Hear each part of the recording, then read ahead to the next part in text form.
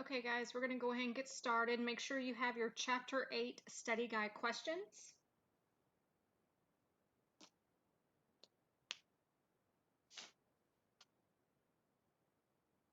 All right, and I believe we are doing even number questions. So here we go.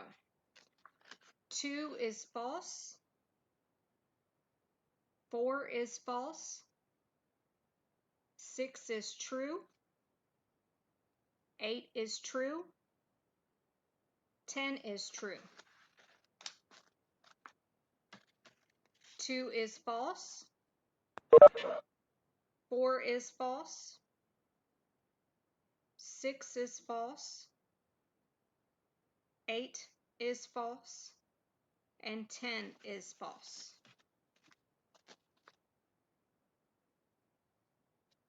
Key term assessment. 2 is F as in Frank. 4 is Q as in Queen. 6 is H and high. 8 M as in Mary. 10 B as in boy. 12 I as in igloo. 14 P as Paul.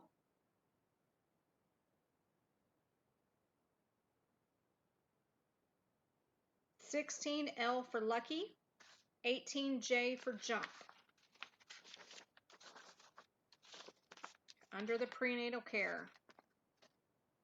2 X for X-ray. 4 M for Mary. 6 B as in boy, B as in boy. 8 I for igloo. 10 K for kite. 12 P for Paul. 14 S as in snake. 16 Q for queen. 19 A for apple. 20 U for umbrella. 22 Y for yo-yo. 24 D as in dog, D as in dog. 26 E as in elephant, E as in elephant. 28 V for victory. 30 F for fun. 32 G as in good, G as in good. And 34 D as in dog. Word parts. Remember, you should have 2 answers written down. I'm going to give you the meaning of the word part. 2, menstruation. 4, vagina.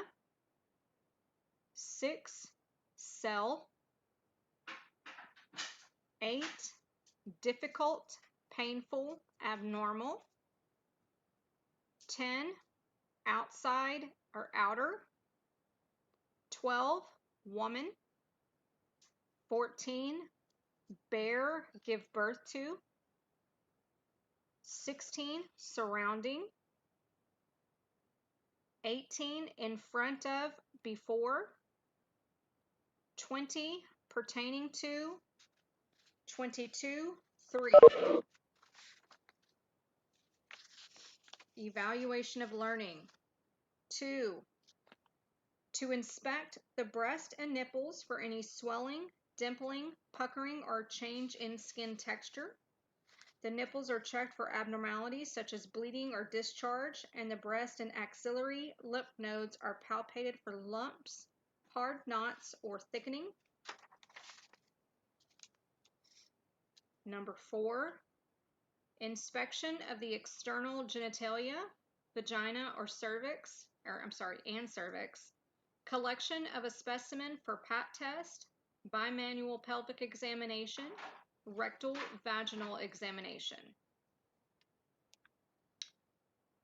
Number 6, by telling her to breathe deeply, slowly, and evenly through her mouth. 8, to inspect the vagina and cervix for color, lacerations, ulcerations, tenderness, nodules, or discharge. To accomplish early detection of cervical cancer and to detect atypical cells of the cervix that might develop into cancer if not treated. Okay, number 12 has a few bullet points, so I'm going to name all of them. Cervical cancer Pap testing should start at age 21. Women under age 21 should not be tested.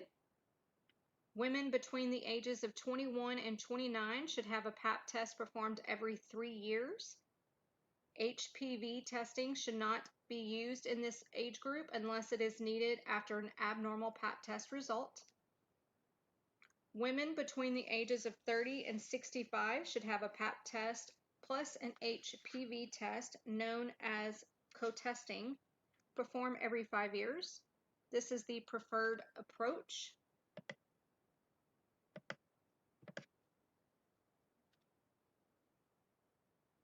Another option for women between the ages of 30 and 65 is to undergo screening every 3 years with just the Pap test. Women who are at high risk for cervical cancer or who have had abnormal Pap test results should be screened more often. Women over the age of 65 who have had regular cervical cancer screenings in the past 10 years with normal results should not be tested for cervical cancer. Once testing is stopped, it should not be started again. Women with a history of a serious cervical precancer should continue to be tested for at least 20 years after that diagnosis, even if testing goes past age 65.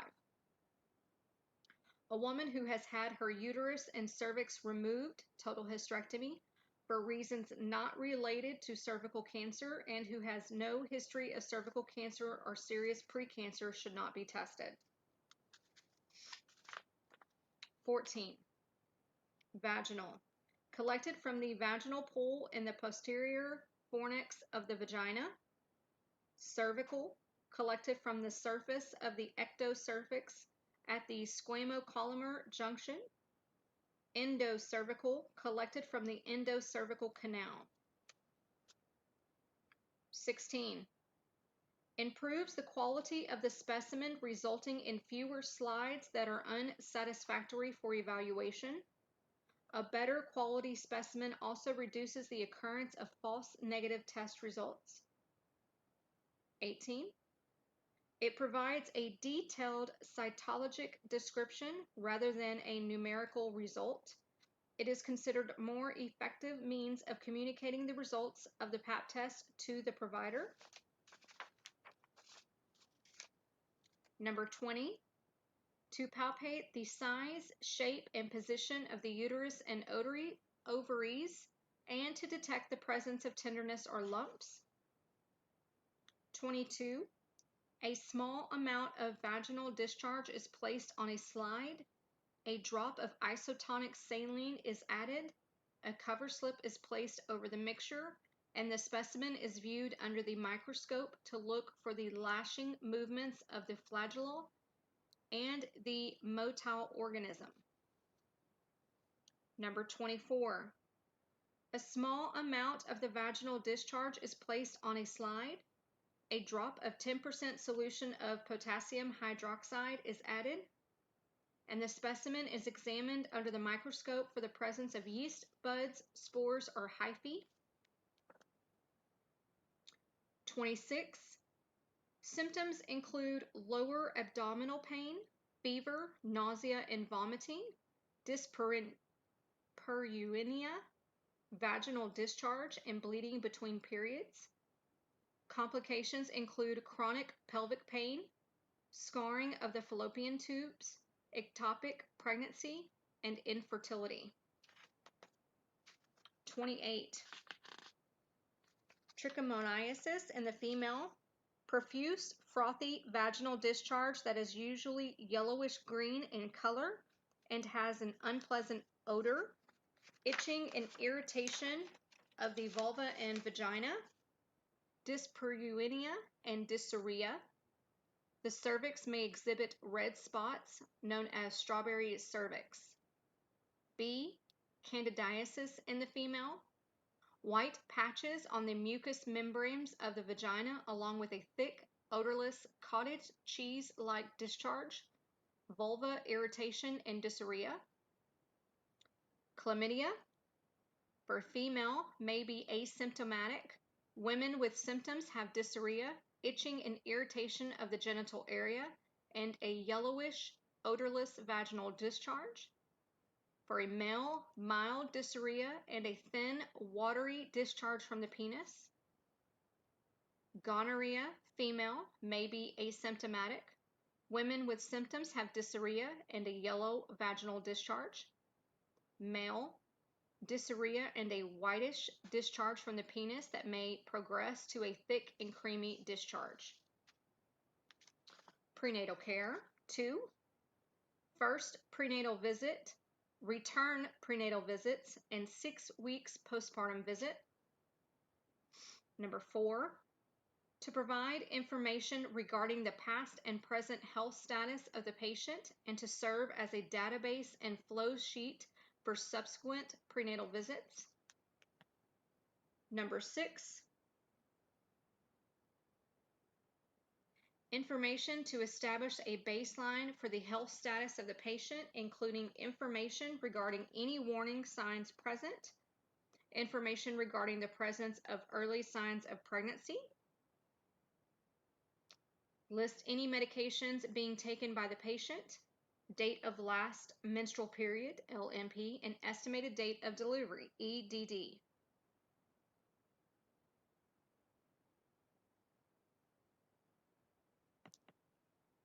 Eight, severe persistent headache, dizziness, blurred vision, sudden swelling of hands, feet, or face, sudden rapid weight gain, and abdominal pain. 10. It establishes a baseline for the women's general health status and helps to identify prenatal patients at risk. 12. If the newborn becomes infected with GBS, the infant may develop septicemia, pneumonia, or meningitis. Testing for GBS is done at 35 to 37 weeks. 14. To anticipate any maternal fetal ABO or RH factor incompatibilities. 16. To determine whether the woman has an immunity to rubella. 18. 0 to 28 weeks of gestation every 4 weeks. 29 to 35 weeks of gestation every 2 weeks. 36 weeks until delivery every week. Number 20, to provide a rough estimate of the duration of the pregnancy during the first and second trimesters, to assess whether fetal development is progressively normally. Number 22, to confirm the presenting part and to determine the degree of cervical dilation and effacement. 24, the patient must consume 32 ounces of fluid approximately 1 hour before the procedure. 26, non-stress test monitors changes in the fetal heart rate in response to the fetus spontaneous movements. Contraction test. Mild contractions to the uterus are stimulated for a short period of time. This test is used to evaluate the response of the fetus heart rate to the contractions to determine whether the fetus would be able to withstand the stress of repeated contractions during labor. Number 28. During the first 3 days, the lochia consists of blood, lochia rubra. The lochia becomes pink or brownish by 4 days postpartum, lochia serosa.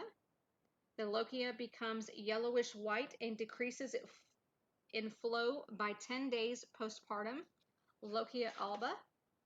The lochia continues in decreasing amounts and becomes more pale until 3rd week postpartum when it ceases.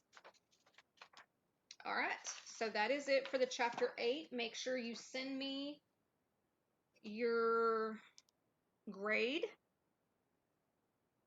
or how many questions you missed, if you missed any.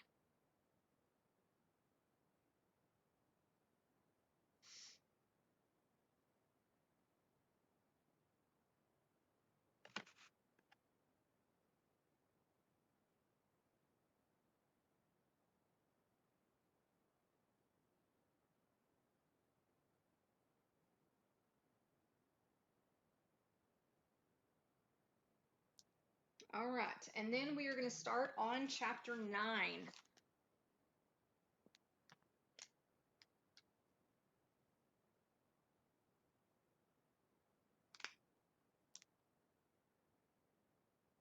So if everyone will make sure they turn their books to page 283, and then also make sure you have your binder.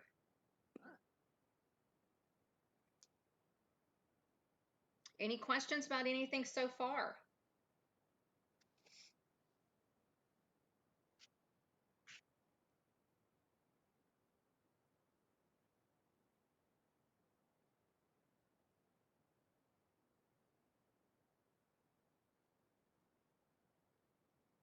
Nope. Okay. So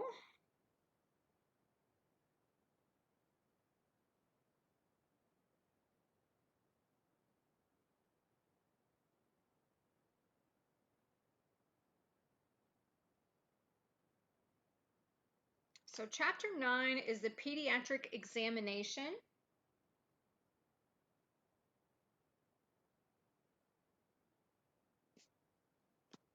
And when we say pediatric examination, what do we think that's going to cover?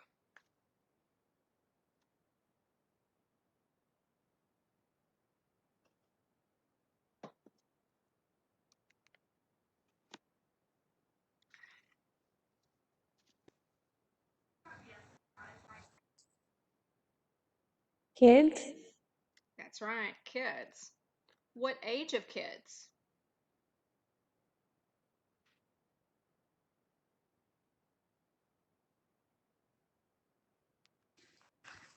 I don't know. I feel like 1 or 0 to like 16. Yes. So in most cases, a pediatrician will see a patient until the age of either 16 to 18. And then even some pediatricians will see their patients on after that. It's rare, but that is correct. So we're going to go from the time of birth all the way up until the ages of 16 to 18, depending on the doctor. Very good. Okay. So on page 283, Introduction to the Pediatric Examination. Pediatrics is the branch of medicine that deals with the care and development of children and the diagnosis and treatment of diseases in children. A pediatrician is a physician who specializes in pediatrics. Many physicians in general practice accept pediatric patients. It is essential that the medical assistant develop the skills needed to assist the physician in the care and treatment of children. All right, so in that little paragraph, where do you think you're going to want to highlight? I highlighted the first 2 sentences. Good, good. Very good. Okay. Alicia, why don't you go ahead and start us off under the pediatric office visits and read that first paragraph. There are 2 broad categories of pediatric patient office visits. The first is the well child visit, also termed as a health maintenance visit, in which the provider progressively evaluates the growth and development of the child. A patient history and physical examination are performed during each well child visit and are directed toward discovering any abnormal conditions commonly associated with the stage of development reached by the child. Table 9.1 provides an outline of normal development during infancy. The child also receives necessary immunizations during these visits. Very good. Okay, so you're going to want to highlight where it says the first is the well child visit, in which the provider progressively evaluates the growth and development of the child. A patient history and physical examination are performed during each well child visit. And then you're going to also highlight where it says the child also receives necessary immunizations during these visits.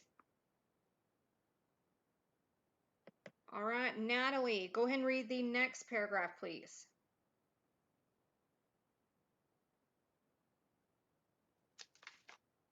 Another important component of the well child visit is anticipatory guidance. Anticipatory guidance is the process of providing parents with information to prepare them for anticipated developmental events and to assist them in promoting their children's well being. Topics that are commonly included are safety, nutrition, sleep, play, exercise, development, and discipline. Very good. Okay, so you're going to highlight that whole paragraph. All right, Talia, go ahead and read the next paragraph.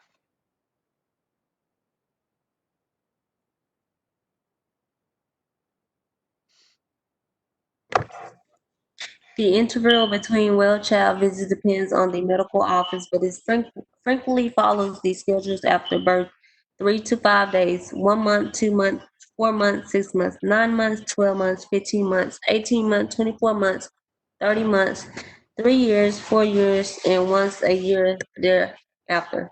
Very good. Okay, so you are going to highlight where it says 3 to 5 days, 1 month, 2 months, 4 months, 6 months, 9 months, 12 months, 15 months, 18 months, 24 months, 30 months, 3 years, 4 years, and once a year thereafter. All right, Alicia, go ahead and read the next paragraph. Second category of pediatric patient office visits is the sick child visit. The child is exhibiting the signs and symptoms of disease, and the provider evaluates the patient's condition to arrive at a diagnosis and to prescribe treatment. Very good. You were going to highlight that whole paragraph. All right, Natalie, go ahead and finish up that last paragraph, please. During well child and sick child visits, the medical assistant performs many of the same procedures that have been presented in previous chapters. Measurement of temperature, pulse, respiration, and blood pressure, measurement of weight and height, measurement of visual and hearing acuity, assisting with the physical examination. This chapter discusses procedures specifically related to the pediatric patient and variations in procedures previously presented. Very good. You're just going to highlight the examples on that last paragraph. All right, developing a rapport. The medical assistant must establish a rapport with the pediatric patient. If the medical assistant gains the child's trust and confidence, the child is likely to cooperate during an examination or procedure. Highlight that sentence. Interacting with children requires special techniques. The techniques employed depend on the age of the child. Toddlers 1 to 3 years old and preschool children 3 to 6 years old often respond well to making a game of the procedure. Explaining the purpose of an instrument, for example, the stethoscope, to a school-age child 6 to 12 years old, and allowing him or her to hold the instrument or even to help during the procedure may overcome fears in that age group. Figure 9.1. Adolescents 12 to 18 years old respond best by discussing the risk of a procedure and allowing them to have input in the decision-making process. Okay, so you're going to highlight the second sentence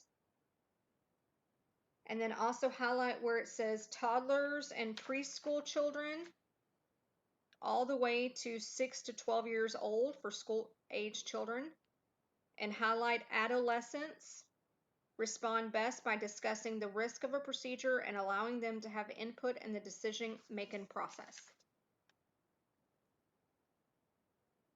The medical assistant should always explain the procedure to children who are able to understand.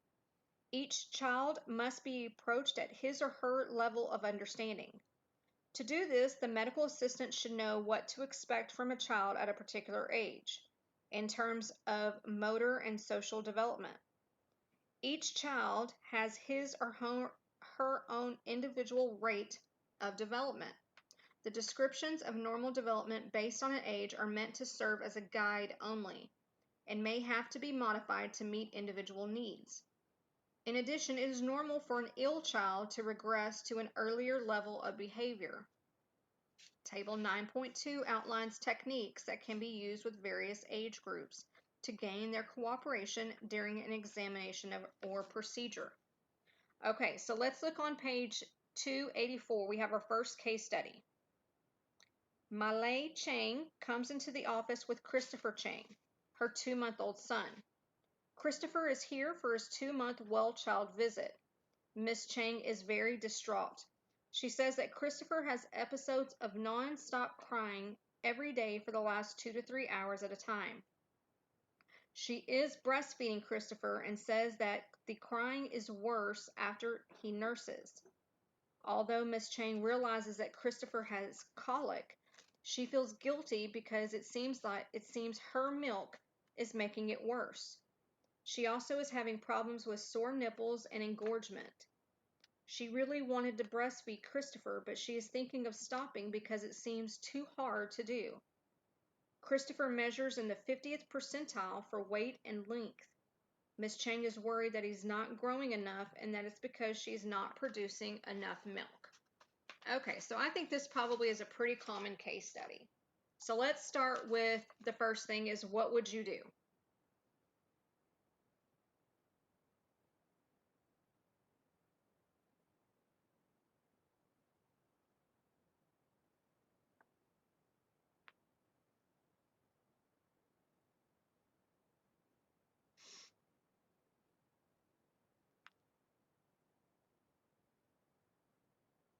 Maybe she can do a mixture of both, Okay, like breastfeeding and formula. could. Would it be our place to provide her with that option? No. Okay, so what could we do instead?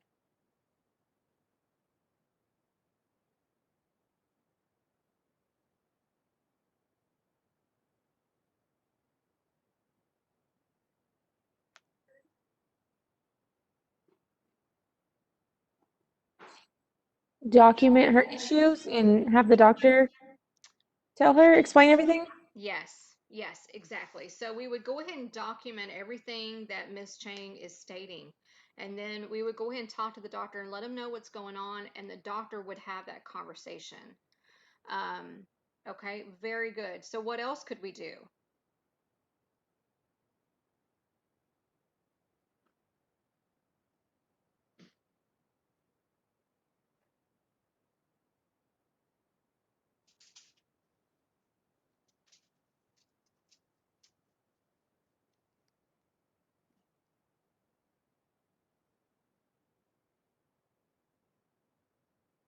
Maybe give her some resources for herself on her, like her soreness and stuff.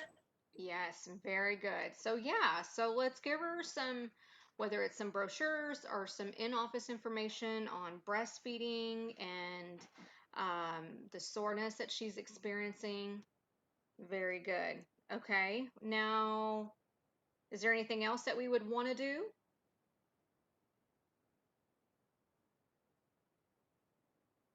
Natalie, Talia, you ladies are certainly quiet. I mean, I wouldn't know what to do besides giving her advice on how to change milk and what she can do to help him make him more comfortable in drinking milk and stuff. I don't know. Okay. Well, yeah. So let's see. Again, we can, kind of give her some brochures, but we might can even give her some advice on maybe what to do to get her comfortable, or give her information on what she can do.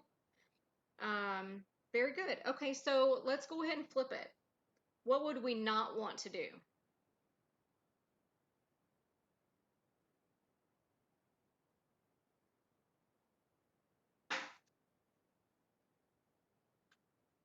We don't want to make it feel like it's her fault because she feels guilty.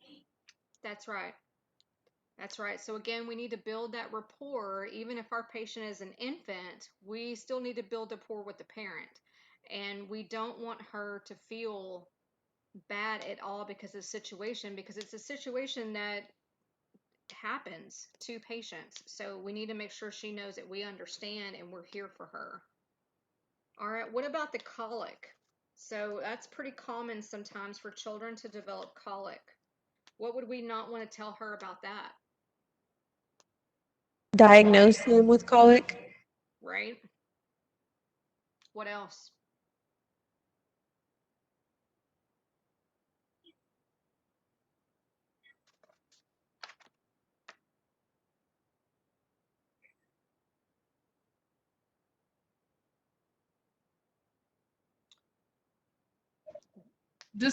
Sorry, but does colic mean like what does that mean? Do any of you other ladies know what colic is? Um, Like they having See? gas problems and Yeah, constipation and all that. that's right. um, So it's almost like um, the babies will spit up, they're gassy, a lot of stomach cramping, some vomiting because they just can't keep, they're just miserable.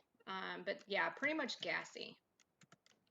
um, okay. Very good. Okay, so is this something that we could advise our patient? Oh, don't worry, it'll eventually go away.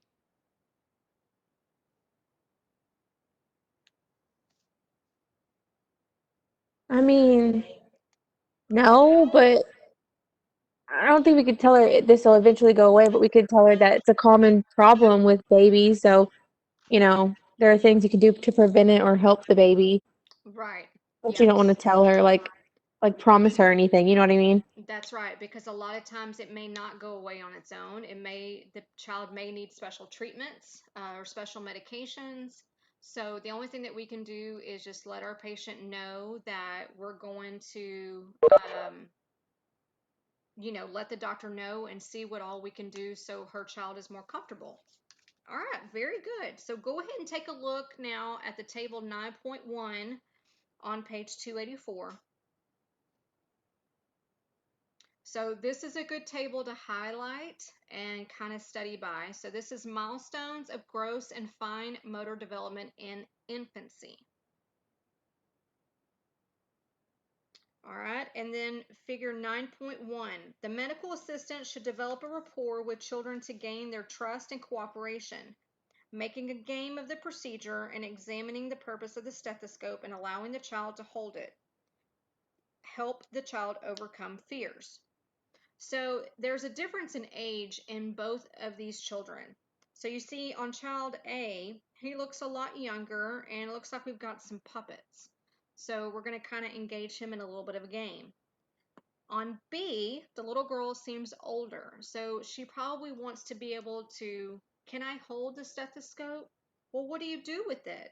What do you do with the blood pressure cuff? She may be at that stage where it's a lot of why, what type age. So having her help you can engage her into where, she's more apt to allow you to do what you need to do. Okay. And then on page 285, table 9.2 is another table I want you to highlight. It's a techniques for interaction with children. So that's a pretty good table to study. All right. Any questions up to this point?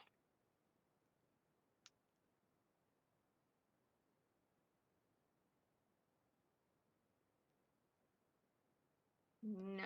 Okay. So carrying the infant. Let's see. Natalie, will you go ahead and read the paragraph for carrying the infant? An infant is a child from birth to 12 months old. The medical assistant needs to lift and carry the infant to perform various procedures, such as measurement of length and weight. The infant should be lifted and carried in a manner that is safe and comfortable. Proper positions include the cradle and upright positions. All right, very good. Talia, go ahead and read the cradle position, please. The medical assistant slides one hand and forearm under the infant's back and grasps the infant's arm from behind. The thumb and fingers should encircle the infant's forearm. The infant head should shoulders and back are supported by the medical assistant's forearm. Next, the medical assistant lifts the other hand and forearm up and under the infant's buttocks. The infant is cradled in the arm with his or her body resting against the medical assistant's chest. Figure 9.2. Very good, thank you. All right, Alicia, go ahead and read the upright position. The medical assistant slips one hand and forearm under the infant's head and shoulders. The fingers should be spread apart to support the infant's head and neck. The other hand and forearm are slipped under the infant's buttocks to help support the infant's weight. The infant should be allowed to rest against the medical assistant's chest with the cheek resting on the medical assistant's shoulder. Sorry. That's okay. All right, very good. Jasmine, go ahead and read growth measurements. One of the best methods to evaluate the progress of a child is to measure his or her growth. The weight, height, or length and head circumference up to age 3 years of a child should be measured during each office visit and plotted on the growth chart. Very good. All right, Natalie, go ahead and read weight. A child's weight is often used to determine nutritional needs and proper dosage of a medication to administer to the child. The medical assistant should exercise care in measuring weight. Infants are weighed in a Recumbent. recumbent position, as okay. outlined in procedure 5.1. Older children are weighed in a standing position as presented in chapter 5. All right. So out of this little paragraph, what do you think you're going to want to highlight?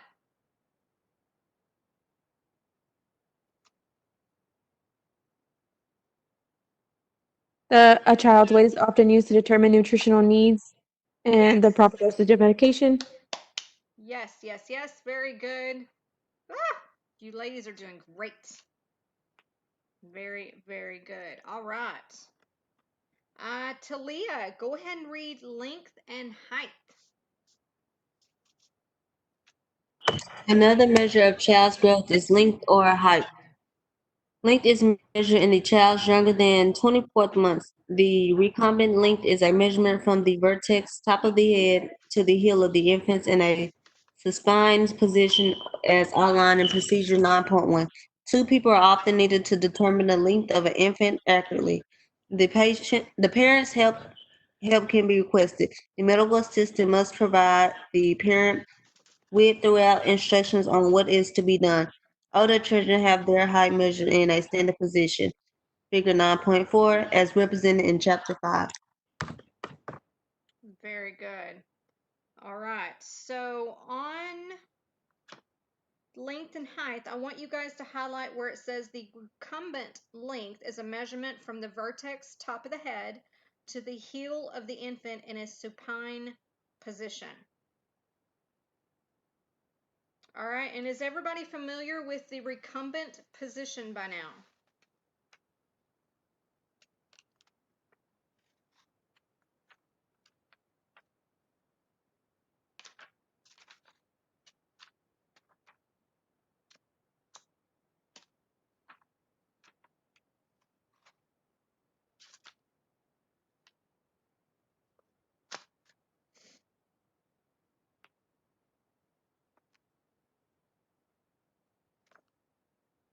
All right, I'm going to take that as a yes. All right, head and chest circumference. Alicia, go ahead and read the first paragraph. Infancy is a period of rapid brain growth. Because of this, the head circumference is an important measurement. The head circumference for a newborn ranges from 32 to 38 centimeters or 12.5 to 15 inches. A 10 centimeter, 4-inch increase in the head circumference occurs with the first year of life. Very good. Jasmine, go ahead and read the next paragraph.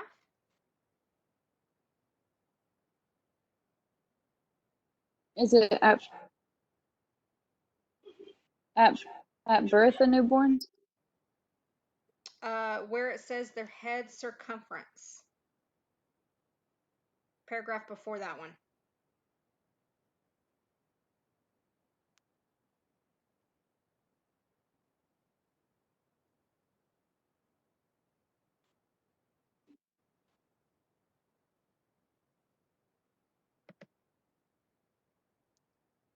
Do you see it?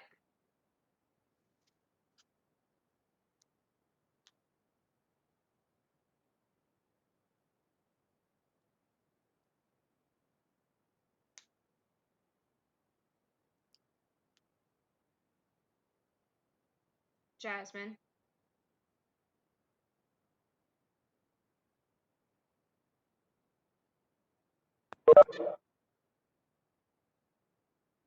Sorry, my signal went out. That's okay. That's all right. Do you see the paragraph where it says their head circumference? It's the second paragraph under head and chest circumference. Yes. Okay, go ahead and read that paragraph for me. Okay. The head circumference of children younger than 3 years should be routinely measured and plotted on a circumference growth chart. Measurement of head circumference is an important screening measure for microencephaly and micro. I don't know how to say that. That's all right. You did good. Macroencephaly. All right, very good. Thank you. So you guys are going to want to highlight that very last sentence.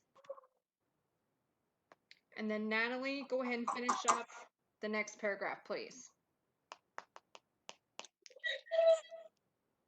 At birth, a newborn's head circumference is about 2 centimeters larger than his or her chest circumference.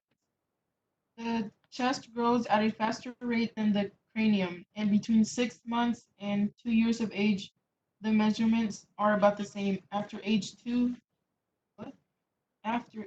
years, the chest circumference is greater than the head circumference. The measurement of the chest circumference is valuable in a comparison with the head circumference, but not by itself. The chest circumference is not typically measured on a routine basis.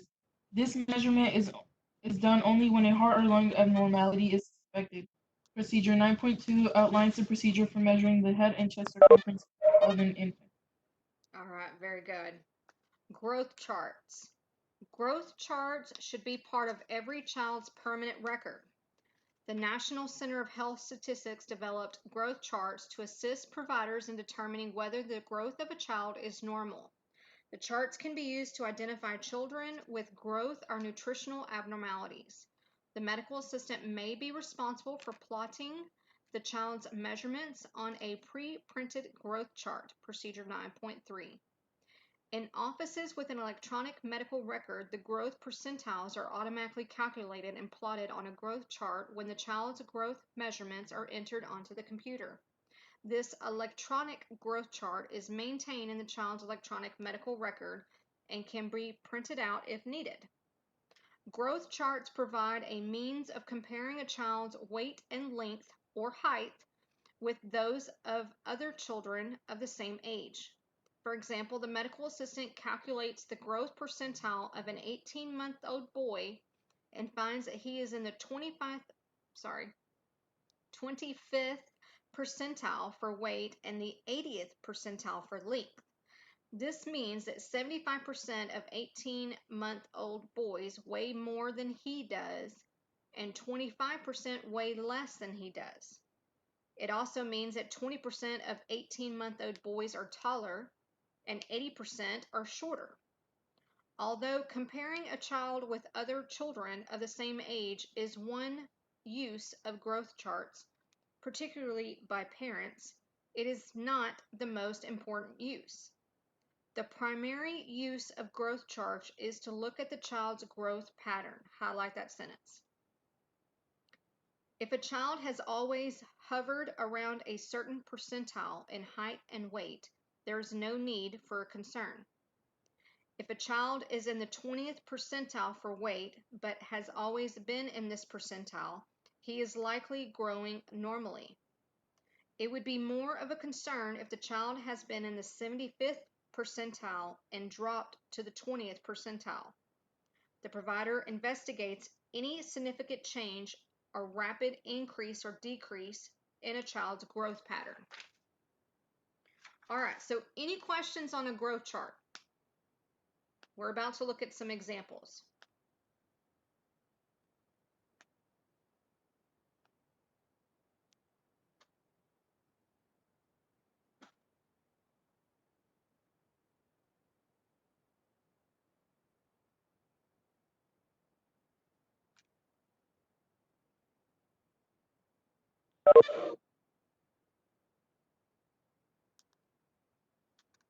Okay.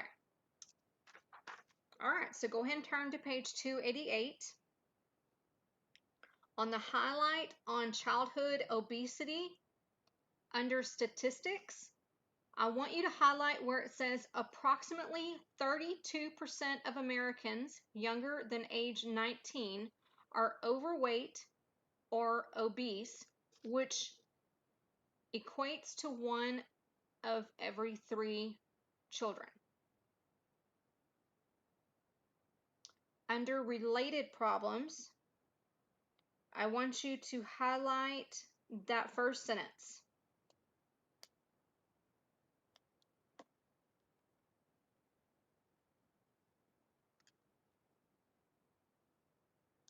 Under prevention, I want you to highlight the second, third, fourth, and fifth bullet point.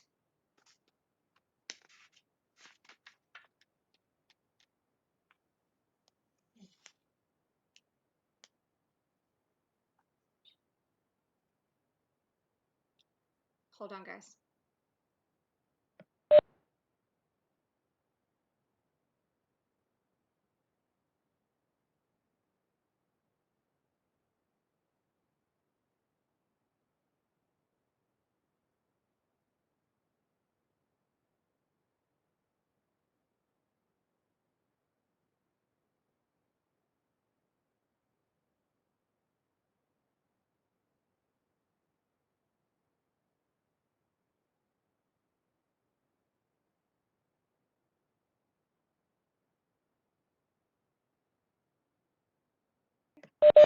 All right, sorry guys. Okay, so let's look at procedure 9.1. I want you to look at the pictures 5B and 8. So on our little kids who are not able to stand on the scale like we have in our clinic, this is how we would weigh them. So this procedure is really good to study by. I want you to turn to page 290. And under the 4 procedural step, highlight that you read the results in centimeters or inches. Now, you guys should have a little paper measuring tape in your little baggie that you got. And in that little baggie, you can always kind of play around with, I don't know, if your kids have dolls or even your kids, just kind of measuring the head circumference and even the chest, just to kind of get an idea. All right, and then turn to page 292.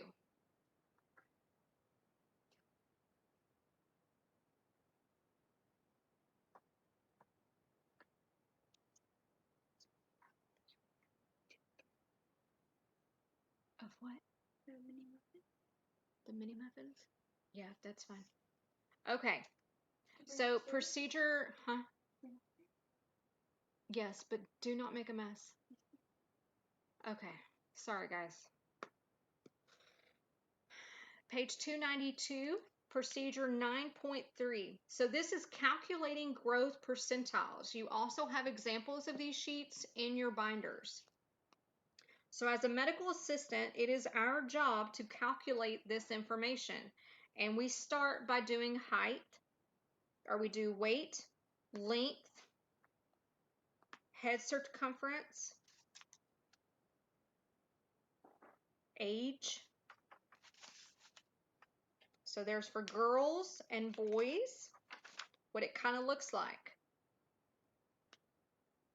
So for me, for my oldest, I already knew she was going to be shorter than other kids her age. And for my oldest, I knew that she was going to be taller than most kids her age. So this really helped my pediatrician kind of help me guide my kids to be healthy. So because my oldest would be shorter, pediatrician was like, well, she may experience weight troubles. And luckily, she's not ever had to have that. But it was a good way for me to kind of keep a lookout on her and make sure that she knows what to eat and what not to eat. For Amy, she is underweight. So because of this little growth chart, I know, like she needs to do more protein She will eat more frequently, things like that. So this really comes in handy, but as a medical assistant, it's something that you will need to know how to do. All right, any questions?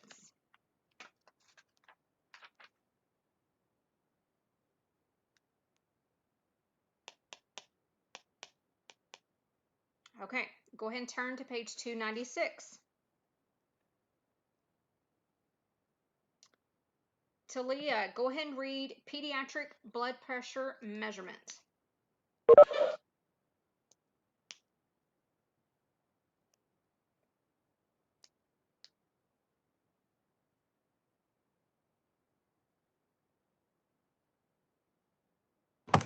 The American Academy of Pediatrics recommends that all children 3 years old and older have their blood pressure measured annually.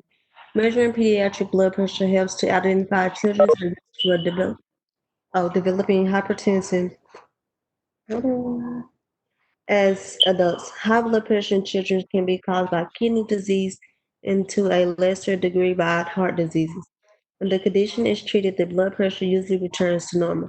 Overweight children usually have a high blood pressure than children on normal weight. Losing weight through a prescribed diet and regular physical activity often reduces blood pressure with pressures in these children. All right, very good. So you guys are going to want to highlight the first 2 sentences.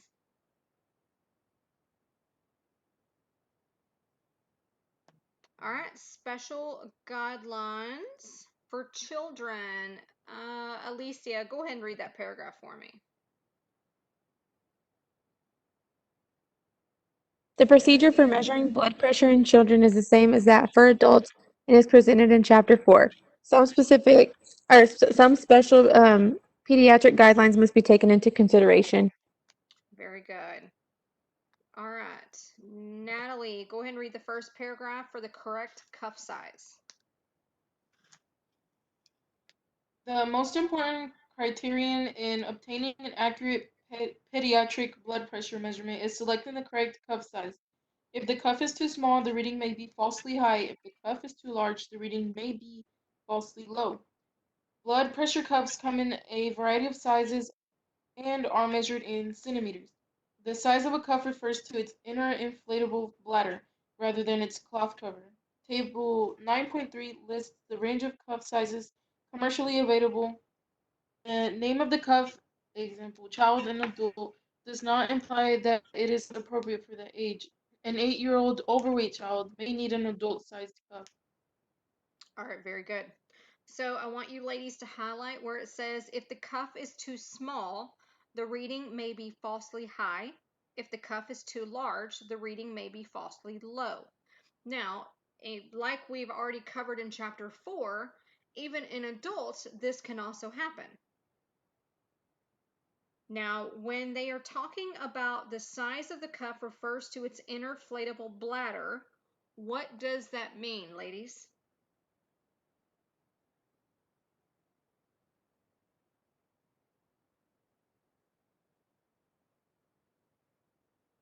The part that when you pump it up, I can't think of the word. Oh my gosh, you know what I mean.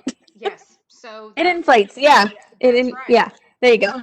That's right. Yes. So that's where you go by the measurement. So just like on adults, if the cuff is too small, the reading may be falsely high. If the cuff is too large, the reading may be falsely low. It also is accurate for our pediatrics. All right, very good.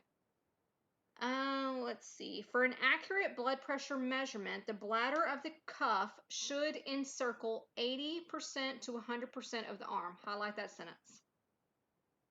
The child's arm circumference should be assessed at the middle point between the acromion process, the shoulder, and the olecranon process, the elbow. Figure 9.5 shows how to determine the correct pediatric cuff size. Cooperation of the child. Another important factor to consider when taking pediatric blood pressure is preparing the child for the procedure.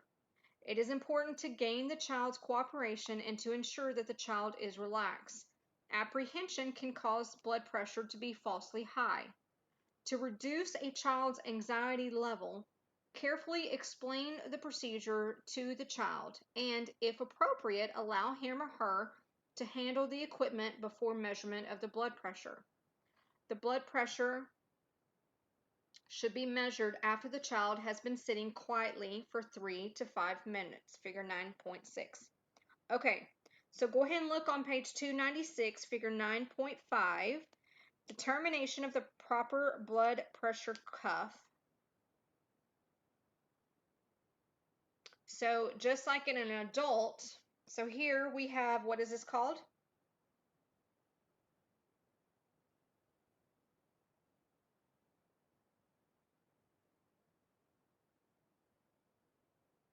What is what?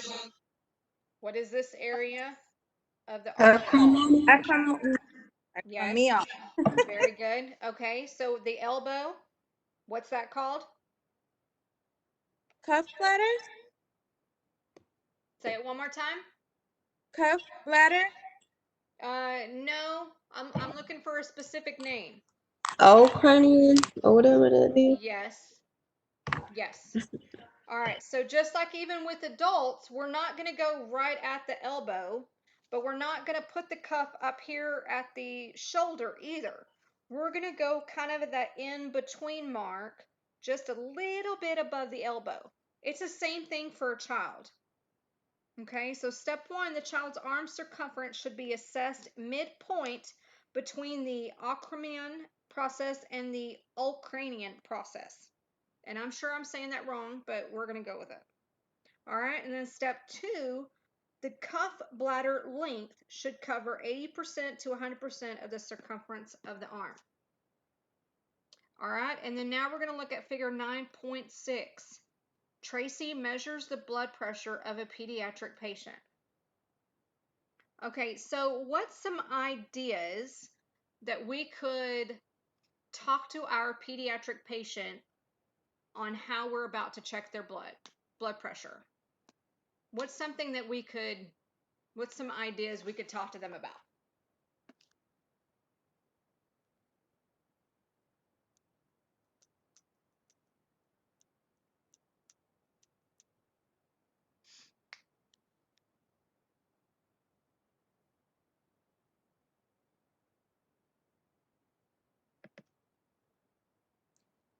You mean like how we're gonna explain it to her, what we're about to do? Yes. Okay. Let's just explain that we're about to wrap the handcuff around her because we're needing to take her blood pressure. Explain to her that it will be somewhat tight, but it's not going to hurt. Okay. So if your It's not child painful. is 6, that is a really good way to talk to them about what you're about to do. But what's another way? Because remember, we're dealing with kids on a different level, so we have to explain things maybe even a little different than that. So what would be some other ideas? Because that's a good one. But what if our patient doesn't understand what we're saying? So what's something else that we could tell our patient?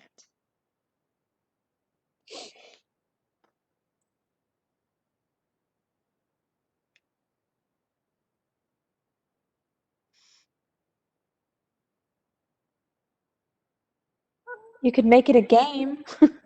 Yes, you could. Um, So what would that game look like? uh, I don't know. I don't really. Well, yeah. So you could say, you could even have them watch the needle falling on the blood pressure meter, right? And Mhm. see if they notice, where it stops or, at the pumps. Yeah. Yeah, you could do anything. Explain it step by step. Mm-hmm. Yeah. What else? What's another idea? It's good. 2 good ideas.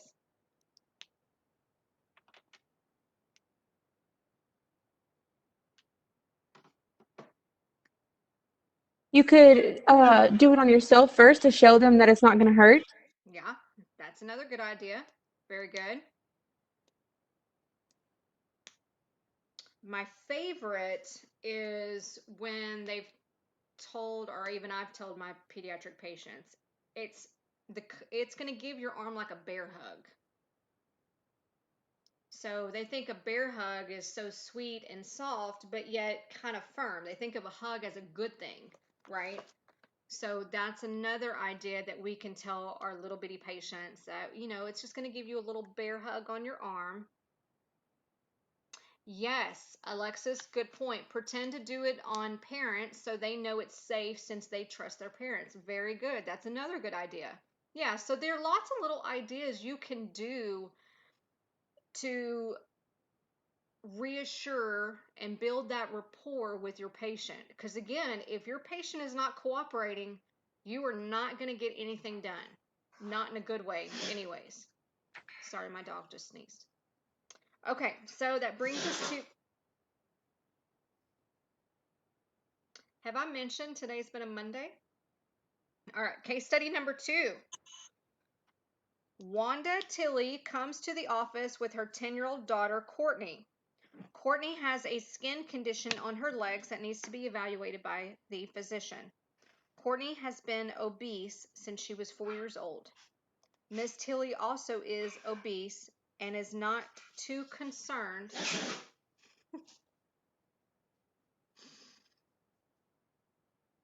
about Courtney's weight. She says that Courtney must have inherited her fat gene, and there's not much that can be done about it. Courtney's favorite activities are playing video games and reading.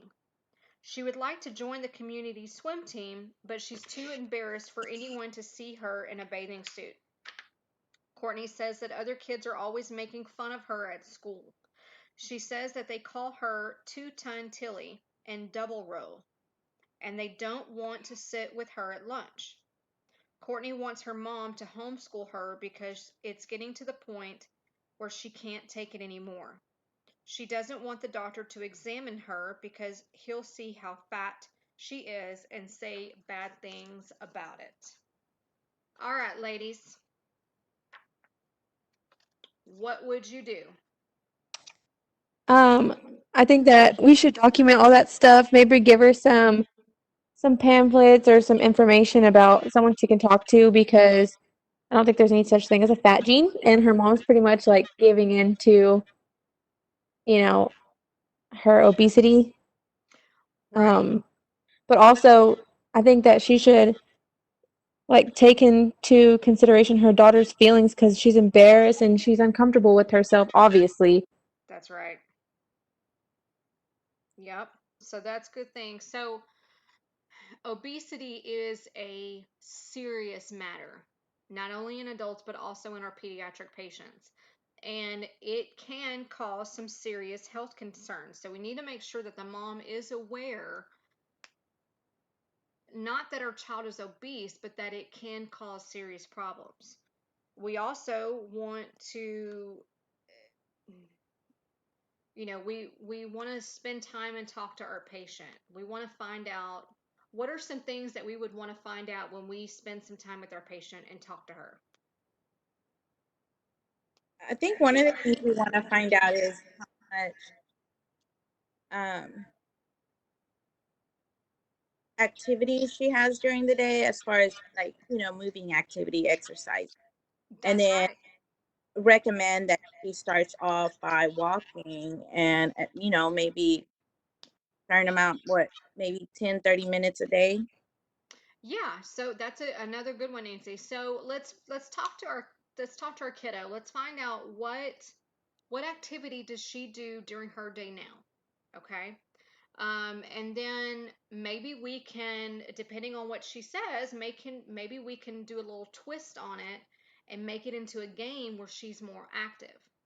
Or maybe Courtney really does like to go walking.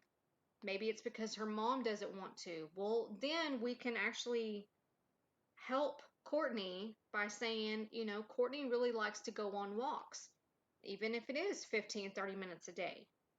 That would be another idea that actually would benefit both mom and daughter, but it definitely would help the daughter because that's something the daughter wants to do. I All think it's right. important that we advocate for our patients, especially the younger ones, because Like her mom obviously doesn't see it as a big deal, but maybe she does, but she doesn't want to say anything because her mom doesn't feel the same way.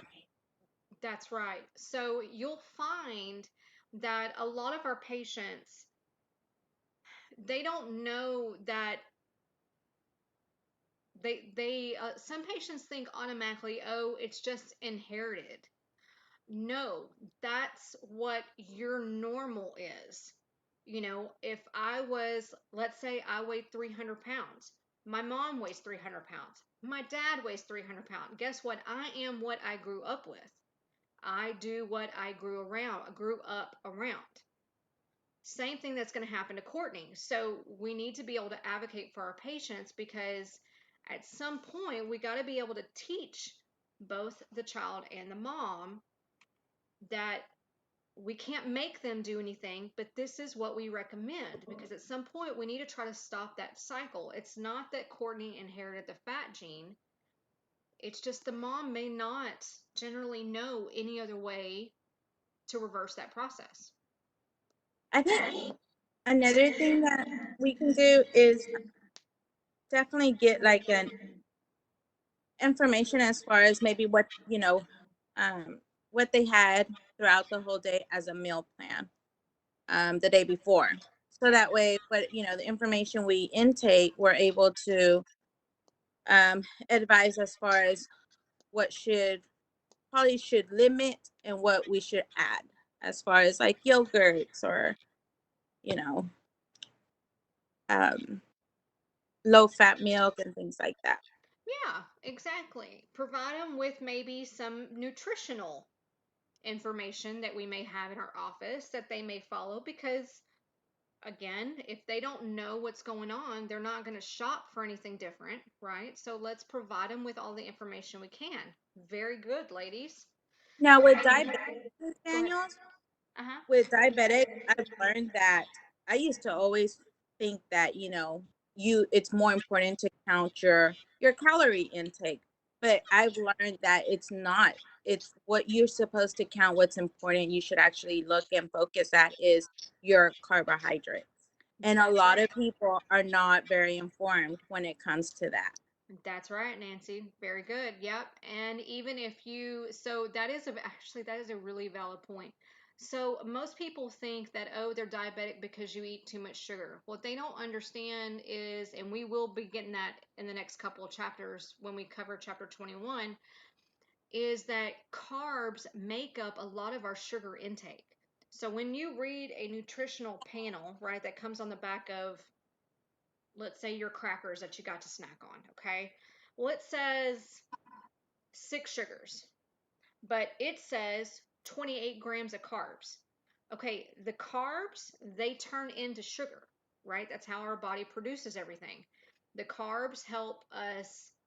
Does anybody know what carbs, off the gander? I know we haven't discussed in the chapter. I'm just trying to see. What do carbs do in our body?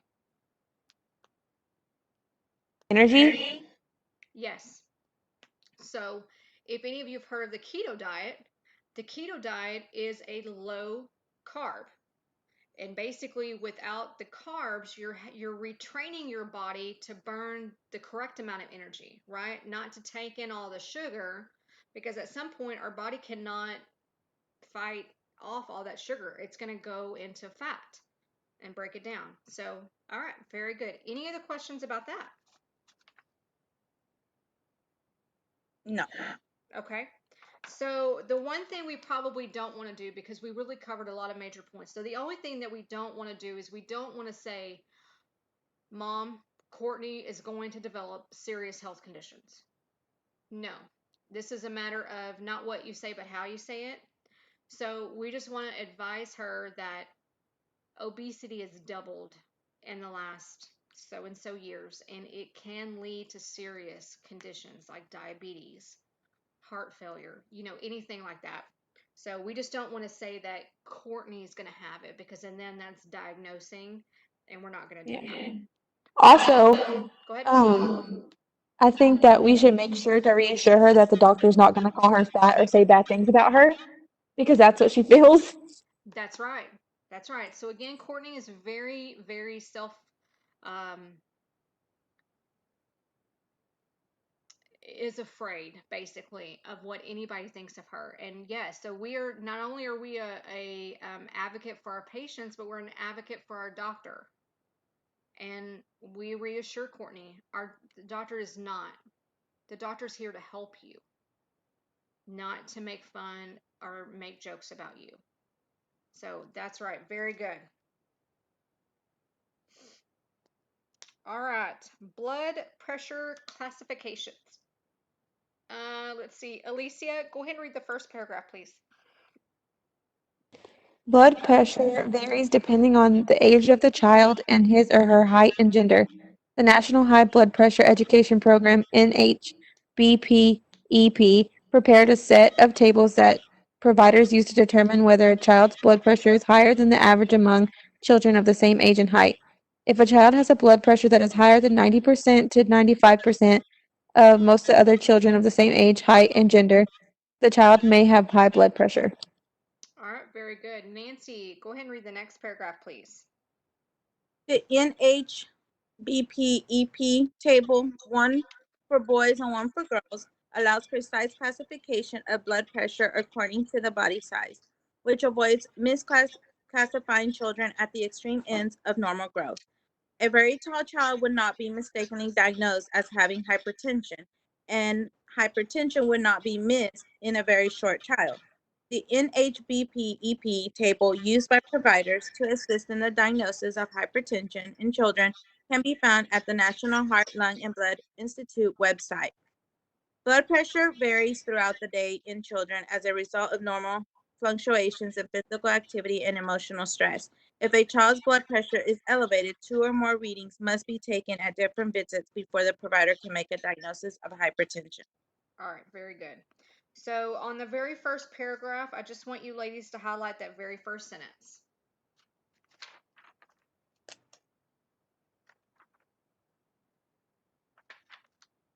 All right, page 298, collection of a urine specimen. A urinalysis may be performed on a pediatric patient for the following reasons: to screen for the presence of disease as part of a general physical examination, to assist in the diagnosis of a pathologic condition, for example, urinary tract infection, or to evaluate the effectiveness of therapy. Highlight all of that above. The collection of a urine specimen from a child who exhibits bladder control is performed using the technique outlined in Chapter 16. Collecting a urine specimen from an infant or young child who cannot urinate voluntarily involves the use of a pediatric urine collector. Pediatric urine collectors are designed to be used with both sexes. The urine collector consists of a clear plastic disposable bag containing a hypoallergenic, pressure-sensitive adhesive around the opening of the bag. The adhesive firmly attaches the urine collector to the genitalia. Procedure 9.4 outlines the procedure for applying a pediatric urine collector. All right, so let's look at procedure 9.4 real quick. And on number 5 procedural step, I want you to highlight the first sentence under principle. The urinary meatus and surrounding area must be cleansed to prevent contaminants such as baby powder, fecal material, and microorganisms from entering the urine specimen.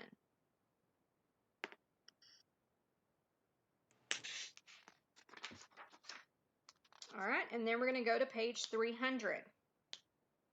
Ooh, about to be getting into the fun stuff. All right, pediatric injections. Administering an injection to a child is an important responsibility. The experience a child has with early injections influences the child's attitude toward later ones. If the child is old enough to understand, the procedure should be explained. The medical assistant should be honest and should attempt to gain the child's trust and cooperation. The child should be told the truth about the injection, that it will hurt, but only for a short time. It is also advisable to explain that the medicine is being given to help him or her. Another person should be present to assist. The assistant can help position the child and can divert or restrain him or her if necessary. If the child struggles or fights excessively, the medical assistant should delay the injection and consult the provider. The administration of injections is presented in Chapter 11. Before undertaking the study of pediatric injections, the medical assistant should review this chapter thoroughly, concentrating on the locations of injection sites and the procedures for preparing and administering injections. The same basic technique is used to administer an injection to an adult and a child. Variations in procedure are explained in the following section. All right, so types of needles. Natalie, go ahead and read types of needles. The gauge and length of the needle used for intramuscular injections vary depending on the consistency of the medication to be administered and the size of the child. Thick or oily preparations require a larger needle lumen, and the needle must be long enough to reach muscle tissue. A needle length ranging from 8" to 1" is typically used to administer an intramuscular injection to a child. And in general, the gauge of the needle ranges from 22 to 25, depending on the viscosity, thickness of the medication.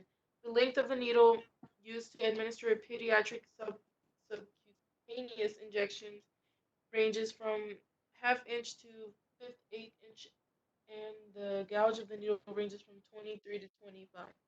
All right, very good. So you guys are going to want to highlight the first sentence.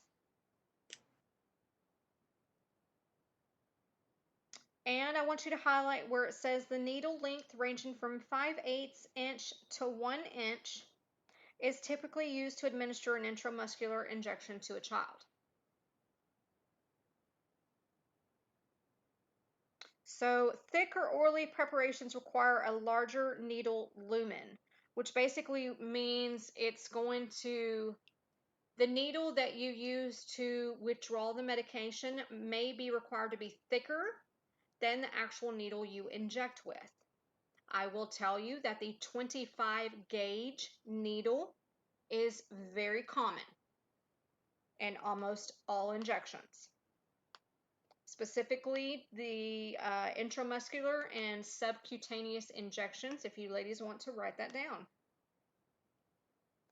All right, so yes, later in chapter 11, we will get into injections further. But for the pediatric examination, you also need to start knowing about the injections as well. All right, so pediatric intramuscular injection sites. Talia, go ahead and read the first paragraph, please.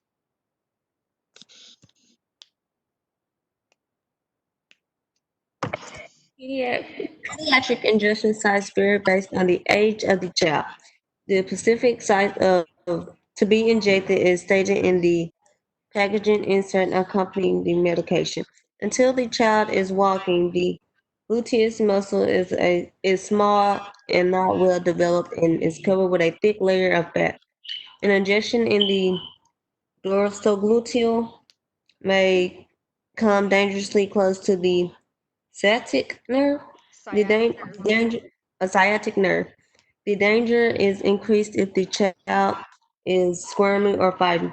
Because serious trauma can result from incorrect administration of an injection in this area, the dorsogluteal site should never be used as an injection site for infant or young children. All right, very good. Thank you. Okay, so let me look because I think we have an image in our book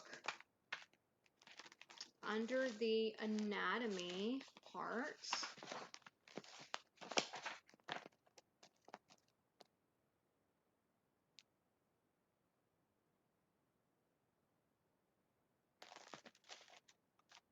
Okay, so you guys should have this sheet in your binder, okay? Now on this sheet, you will see the gluteus maximus. All right, so that's basically your buttocks, your butt. That is the term of that muscle. So in a pediatric patient, you will hardly ever use this site. Whether as an adult, you may use this site quite frequently. But just like adults have a sciatic nerve, so do our itty bitty babies. And if you're dealing with an itty bitty area, then you have more of a higher risk to cause trauma to that sciatic nerve. And that can become long-term problems for the patient. And honestly, that's whether they're pediatric or the adult. And as we go into chapter 11, we will, and as we start doing injections, I will teach you ways to prevent this. So really quickly, I want you guys, let's first look at figure 9.7. All right, dorsogluteal intramuscular injection site. All right, so we have the sciatic nerve that goes basically up and down. We have the gluteus maximus muscle, greater trochlear femur, inferior gluteal artery, gluteus medius muscle, and a posterior superior iliac spine. So basically you have your bone, your spine, and you've got a muscle, and then you've got an artery that also runs inside of this muscle, and then you basically, what I like to call your hip bone, right? And then you have your gluteus maximus muscle, and then you have your nerve. So not only is there a nerve that goes down, but there's also an artery that goes in this area. Same for pediatrics, same for adults. So for pediatric, because that area is so small, we do not want to even go in that area. All right, now I want you guys to look at figure 9.8. So on A, you have the sciatic nerve, which is going to run more on the inner part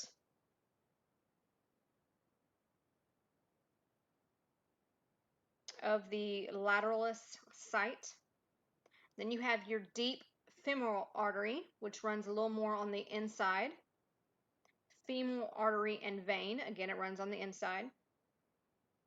Rectus femoris muscle and vastus lateralis muscle.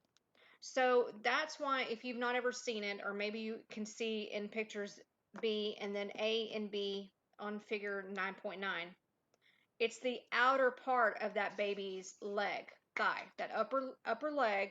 You're going to use this side, not the inside. So you'll use the outside, because on their leg, all the scary stuff is on the inside. So it's safer to go on the outside where that muscle is. Any questions about that so far?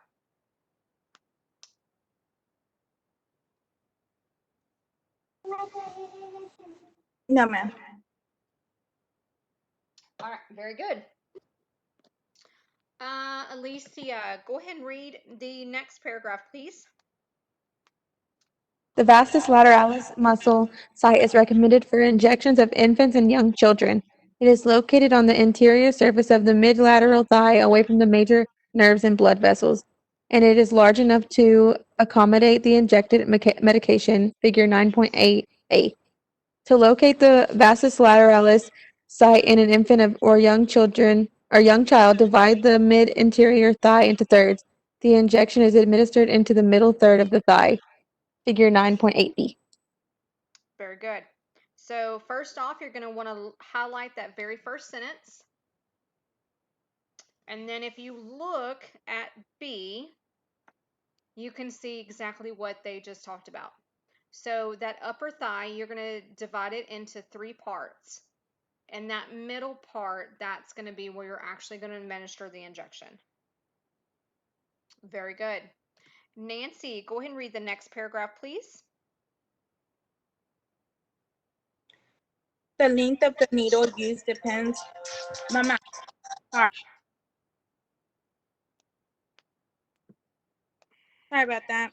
That's The okay. length of the needle used depends on the overall size of the thigh. The needle should be long enough to penetrate the muscle belly for proper absorption to occur. A 1-inch needle is often used for a normal-sized infant or child. However, the length of the needle may need to be decreased. Example, 5/8 inch. For newborns or preterm infants, the increase, example, 1 1/4 of an inch. For overweight children, for administration of the injection, the infant is placed on his or her back. The thigh is grasped to compress the muscle tissue and to stabilize the extremity. Figure 9.9a.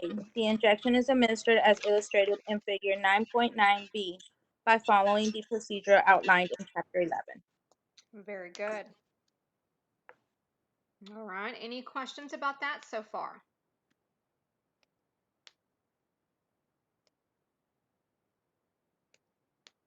No. Okay. Natalie, go ahead and read the next paragraph, please. The deltoid muscle is shallow and can you hear me? I can. Oh, sorry. In addition, repeated injections at this site are painful. Because the deltoid site is so small in an infant, the deltoid site should not be used to administer an injection until a child is at least 18 months old. The length of the needle should be adjusted according to the amount of subcutaneous tissue over the injection site. For example, a 5/8-inch needle is often used for a normal-sized 4-year-old, but a 1-inch needle may be required for an obese child of the same age.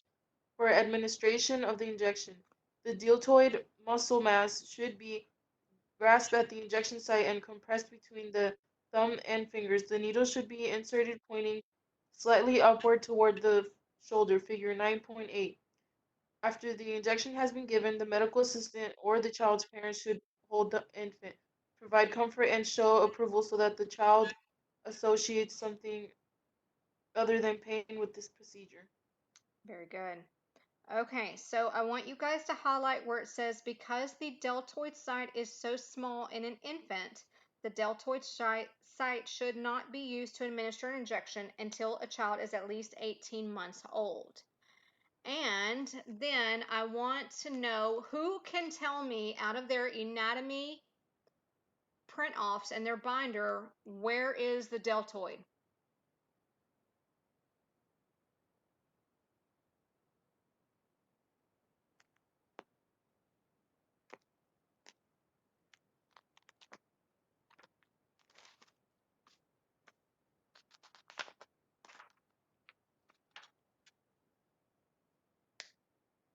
You talking about the baby?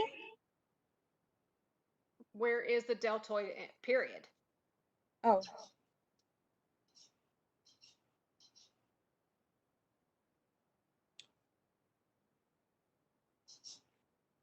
I want to say the thigh. Nope.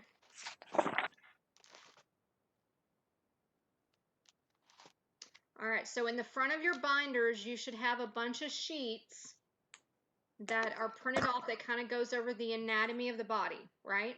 It's on your shoulder. Yes. Where on the shoulder? Like at the kind of at the top. Yeah, right there. Yep, that's right. Okay. While you were saying it the whole time, I'm like, deltoid, deltoid. I've heard that when people are like working out, they want to work out their deltoid, but I could not figure out where it was. Yes, they're wanting to work out this muscle right here. So there is a large muscle in adults, which is our deltoid muscle. We will give a lot of injections using this muscle. Now, for itty bitty babies, yes, they have a deltoid muscle, but it is so small, just like our little baby. It's so small. So it would, that's what they're saying. It's not recommended site. Very good. So see, this is where the studying of your anatomy will start coming into play. All right, pediatric subcutaneous injection sites. A subcutaneous injection is made into the subcutaneous tissue, oh my goodness, guys, which consists of adipose fat tissue and is located just under the skin. Subcutaneous tissue is located all over the body. However, certain sites are more commonly used because they are located where bones and blood vessels are not near the surface of the skin. Highlight the following. The recommended subcutaneous site for an infant younger than 12 months of age is the anterior thigh. All right, and where do we think the anterior thigh would be? Outside. Inside? Yes. Very good. For a child 12 months of age or older, the recommended subcutaneous site is the lateral part of the upper arm. All right, now where would that be? If this is the deltoid, where else could I put a subcutaneous injection?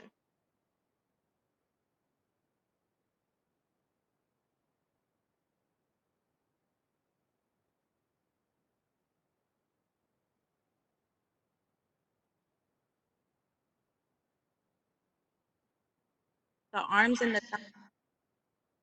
Okay, so where on the arm? Because it says lateral upper arm. So where is that on my arm? Is it I feel like the back of the arm, kind of. where? Say that again, Talia. Back of the arm, The like back of the kind of arm. above your Yeah, elbow, so it's going to be on this below your side. shoulder. Where on the back of my arm am I going to put the injection? Am I going to do it here? A little lower, ain't it? Where? A little lower. A little I don't lower know. here? Yeah. Yeah, that's right. So this is considered the lateral back of the arm. So a subcutaneous injection is going to go here. You can even go a little higher, but you are not going to go any higher if I was to make a middle of my upper arm. I'm not going to do a subcutaneous injection higher than that. It's going to be middle or lower, but right before the elbow, right in that fat. All right, very good. So now I want you to look at figure 9.10. Deltoid intramuscular injection site. So now you kind of can get a little idea on what that means as a needle and syringe is going into your deltoid muscle. All right. For administration of the injection, the area, surrounding the injection site should be grasped and held in a cushion fashion, and the needle should be inserted at a 45-degree angle. This ensures that the subcutaneous tissue and not muscle tissue is entered. The designated pediatric subcutaneous injection sites do not contain any large blood vessels. Because of this, the CDC recommends that aspiration of the syringe is not necessary before administration of the vaccine through the subcutaneous route. Studies show that not aspirating before administration of the vaccine reduces pain at the injection site. It is extremely important, however, the medical assistant always review and follow the medication administration policies set forth at her or his medical office. Okay, so it's saying a 45-degree angle. So which way should I turn my pen? Or should I turn my pen in any way? Is this a 45-degree angle? No. No, what angle is this? Or that we would think this is? That looks straight to me. It looks straight, yep. So if it's straight, that means we're looking at a 90-degree angle. Okay, so if this is a 90-degree angle, where do I want to turn my pen to get my 45-degree angle? You can go to the right. Yep, here? Like no, a little. Yeah, just about there, just a little higher. Yeah. So that's pretty good for a 45-degree angle, okay? Now, what they're saying is, okay, so this is my syringe, okay? And at the end of my syringe, I have a plunger, okay? Aspirating the syringe, the medication, means I'm pulling back on the plunger. Now, in our pediatric patients, CDC is saying that if it's a subcutaneous injection, we don't have to aspirate, okay? As an adult, the way I teach you to do a injection, you will find that you are going to aspirate. But for our pediatrics, it can cause the medicine to burn a little bit more. Not always, but you don't have to aspirate on our pediatrics when you are doing a subcutaneous injection. Okay, any questions so far?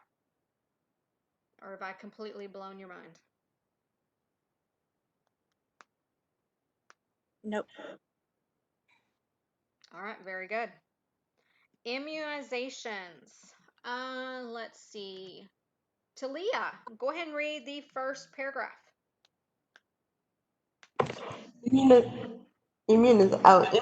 is the resistance of the body of the effects of harmful agents such as pathogens, microorganisms, and their toxins. The process of being immune or rendering an individual immune through the use of the vaccine or toxin is known as active.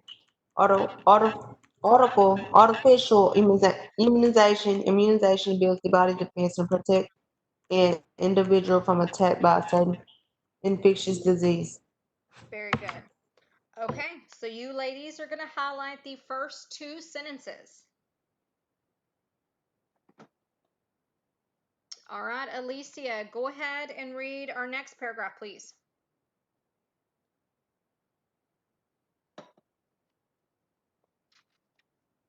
Immunization should be administered to infants and young children during well-child visits according to an immunization schedule. The American Academy of Pediatrics recommends that the schedule outlined in Figure 9.11 be followed. This schedule is intended as a guide to be used with any modifications needed to meet the requirements of an individual or group. Very good. All right, Nancy, go ahead and read the next paragraph, please. The medical assistant should be familiar with every immunization that is given, including its use, common side effects, route of administration, dose, and method of storage. The drug manufacturer includes a package insert with each vaccine and toxoid that contains valuable information about the drug. Drug references, such as the physician's desk reference, also can be used to locate information on immunizations. Immunizations administered to infants and children, along with brand names, routes of administration, and common minor problems, are listed in Table 9.4. Certain immunizations can be administered together in the same injection. A combined immunization is just as effective as the individual immunization and results in fewer injections for the infant or child. For example, diphtheria, tetanus, Diphtheria, and pertussis. tetanus, and pertussis. Pertussis. Mm-hmm. And okay, DTaP and hepatitis B and polio. DTaP, Hep B, and IPV immunizations can be combined in the same injection. Table 9.5 provides a list of combined immunizations administered in infants and children, along with brand names and routes of administration.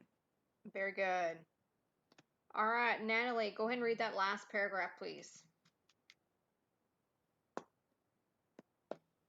Parents should be provided with an immunization record card, Figure 9.12, at their infant's first well-child visit. They should be instructed to bring this card to every visit so that their child's immunizations can be documented. Parents should be informed of the possible normal side effects of each immunization and given instructions on how to respond if they occur. All right, very good. So, really quickly, let's look on page 303, figure 9.11. All right, so we have a chart on the left that is all the names of the appropriate vaccines. And at the top of the chart, we have age of our patients. All right, this is a good figure to kind of make notes and study on, but I do want you to highlight where it says hepatitis B and that the first dose is given at birth.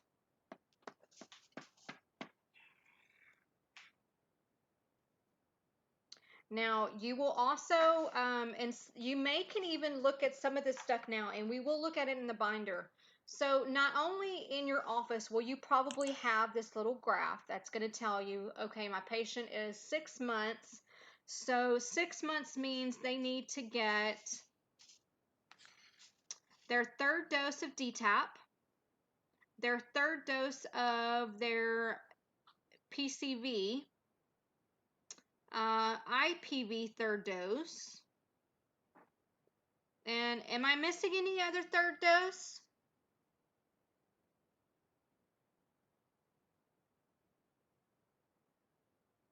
So what you're saying is they'll get a hepatitis B. Mm-hmm.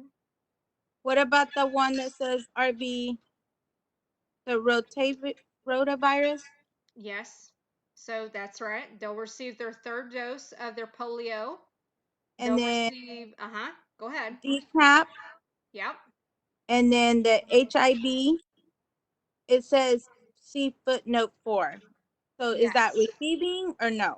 So that's basically, so let's see footnote 4. So that's actually telling us that they can either get it at 6 months. If they don't get it at 6 months, they can get it between the 12 to 15 month of age. Okay. So that may be where your office may say, okay, well, we aren't going to give it until they're 12 to 15 months. When they come in at that visit, then we'll give them those shots, or Okay. your provider may. But that's right. So at 6 months, they should be getting their third dose of Hep B, their DTaP, their HIB, PCV, and possibly the IPV, maybe for those. Okay. So Okay. again, that's basically how you're going to read that chart. Now, the one thing that your office will also have is that based on the medication that you're providing your patient, you're going to give the parent a handout. Okay, well, they received their hepatitis B vaccine today. These are some common side effects and how to treat some of the symptoms that may occur. It's going to tell them about the hepatitis B vaccine and when to call the office. All right, very good. Any questions on that so far?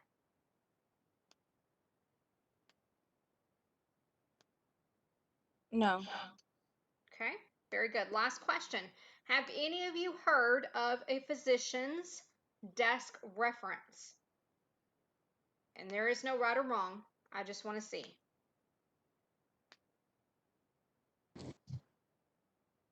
I don't think so. Okay. So another thing that we will be covering in chapter 11 is going to be physician's desk reference. That is basically your Bible for all medications that are made.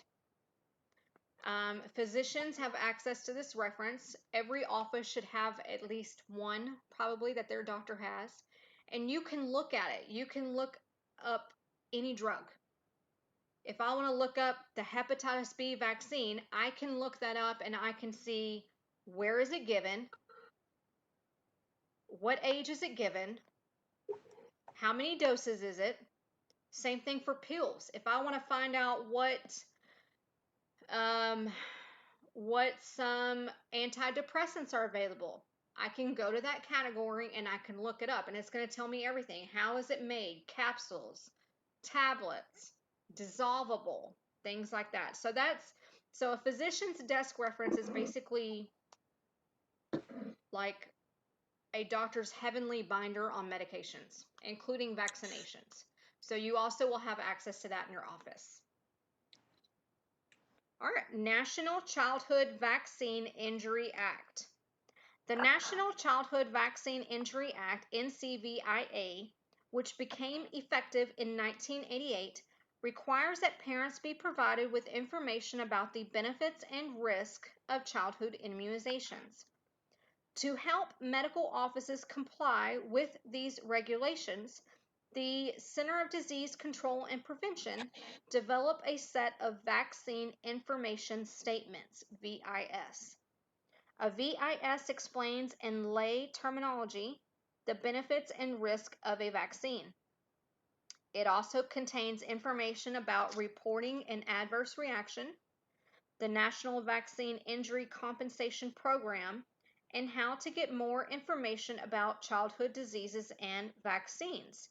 See Figure 9.13 for DTaP VIS.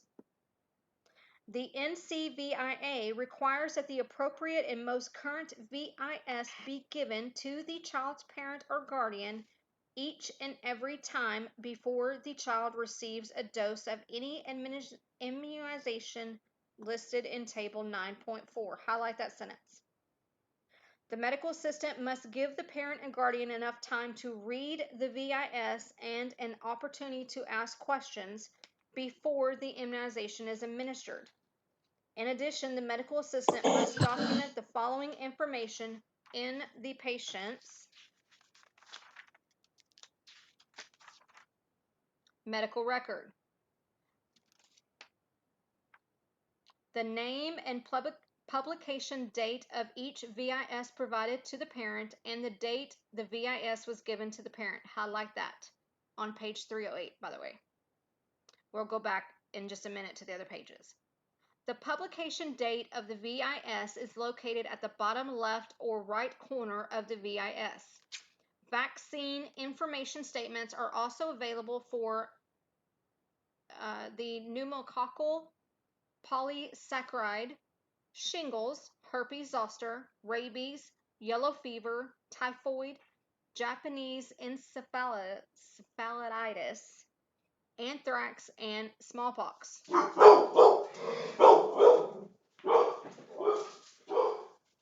Their use is strongly encouraged by the NCVIA, but is not required, because these vaccines are not administered to children on a routine basis. The NCVIA also requires that the following information be documented in each patient's medical record or on a permanent office log after administration of the vaccine: the date of the administration of the vaccine, the manufacturer and lot number of the vaccine, the signature and title of the healthcare provider who administered the vaccine, and the name and address of the medical office where the vaccine was administered. Highlight that above. Figure 9.14 shows an example of an immunization administrative record that is included in a patient's medical record. Make sure down here. Very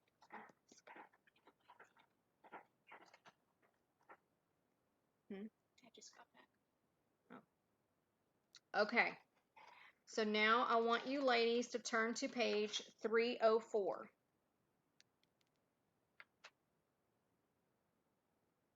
On table 9.4, this is in infant and childhood immunizations.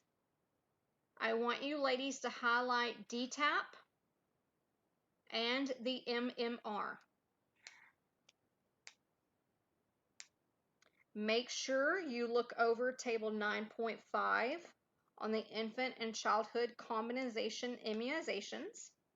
So this is telling us, okay, well, we can give a DTaP, Hep B, and an IPV in one dose, and that is given intramuscular. That's what IM.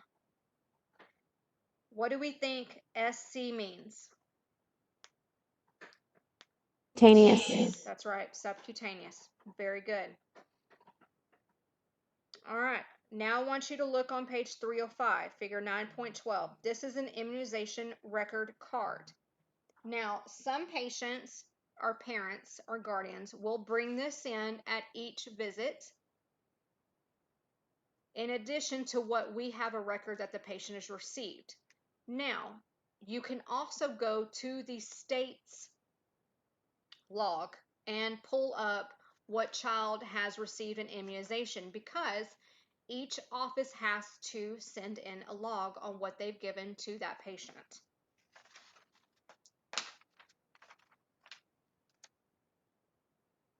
All right, now I want you ladies to turn to page 306 and 307. So remember we talked about the VIS, and I said you'll give the patients information on what's the medication name, what is it good for, what side effects may occur, what to do if this happens, when to call the office, things like that. This is that statement. So this is one on your DTaP. So question is, why get vaccinated? Who should get DTaP vaccine and when? Some children should not get DTaP vaccine or should wait. Number 4, older children and adults. What are the risks from DTaP vaccine? What if there is a moderate or severe reaction? The National Vaccine Injury Compensation Program. And how can I learn more? Okay. All right. Any questions so far?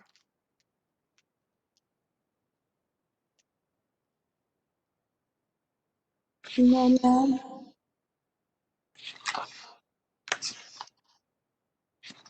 What was that, Nancy? I said no, ma'am. Okay. Awesome. All right. So I believe this is going to be our last case study for this chapter. Stacy Jones, a legal secretary, brings her 5-year-old son Matthew in for a kindergarten physical. Stacy has read the vaccine information statements for the DTaP, IPV, and MMR immunizations that Matthew will be getting at this visit and has some questions. She wants to know why polio is not given orally anymore. She also wants to know why children are immunized against chickenpox because it's such a harmless disease. She is annoyed because she thinks that children are receiving too many unnecessary injections these days. Matthew is extremely afraid of shots and says that no one with a needle is getting anywhere near him. Stacy is protective of Matthew and knows that he will be hard to handle. She wants to know whether this set of immunizations could just be skipped. She says that most of these diseases don't even exist anymore, and that she's noticed from reading the vaccine sheets, there are a lot of possible side effects. Okay, so this is a really common case study. So let's start with what would you do?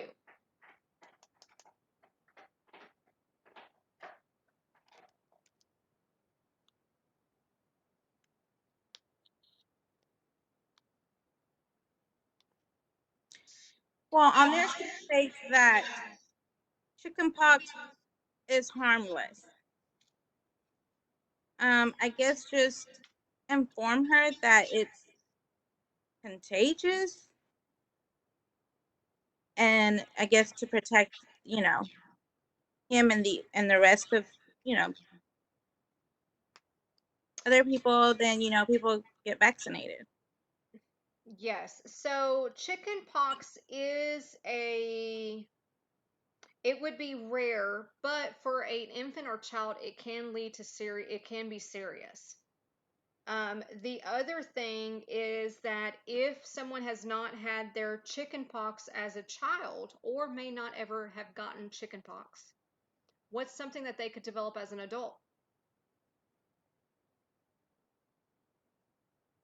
Any Uh, ideas? what's that word? Sif,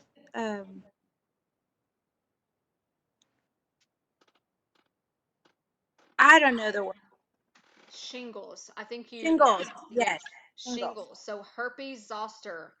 So if a child or even an infant, if they never received their chickenpox vaccine, or if they never even received the chickenpox virus, and even sometimes then, they can develop shingles as an adult. And shingles is a extremely painful, painful, and can cause some permanent problems as an adult.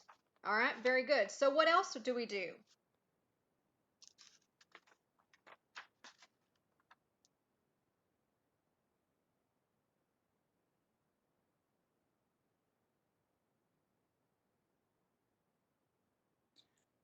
Um, explain to her why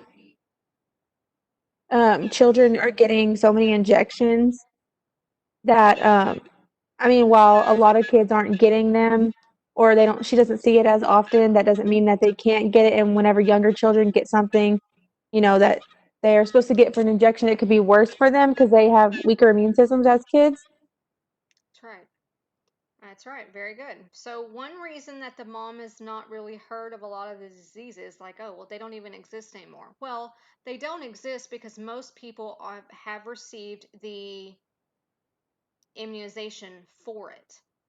But if you do not vaccinate your child, which we as a medical assistant do not force it on a patient or the parent, but you can become susceptible to that virus. Okay, so Matthew is going into kindergarten. Most times these days, people won't even let kids go into school without their vaccinations. That's I was right. about to touch that subject because I was going to say, isn't it required that when you go to school you have to have your vaccinations? So, Yes. is it still possible for some parents to say that they don't want their children vaccinated? Yes. So then Yep. what happens? Do they have to like homeschool their kid or So more than are likely, there yes. exceptions? Yeah. Okay. Yeah. So you can advise the parent and even the patient, depending on the age, you know, well, Matthew, unfortunately, you can't go into kindergarten unless you get these, you get these shots, or you can fill in another word. And then the mom's like, well, then he's just not going to go into kindergarten. Okay, that is her decision. We are a medical assistant. We are not going to tell her, well, you're stupid for doing that. Nope, not going to do it. But we are going to document. We're going to document that the patient was given the information. The parent of the patient or the parent of the patient was given the information. The parent of the patient declined vaccinations at this time. And at that point, it would be up to the parent to have that conversation with the school. And then more than likely, the only choice is the patient to be homeschooled. Because anytime, even if you go to college, a lot of colleges now, they require you to have a vaccination, have already had it, if not get it, before you attend that campus. Does that? I mean, before you start school, Loopy asked for all my records and stuff, so. That's right. Exactly. All right, very good. So is there anything else that we could do for this patient?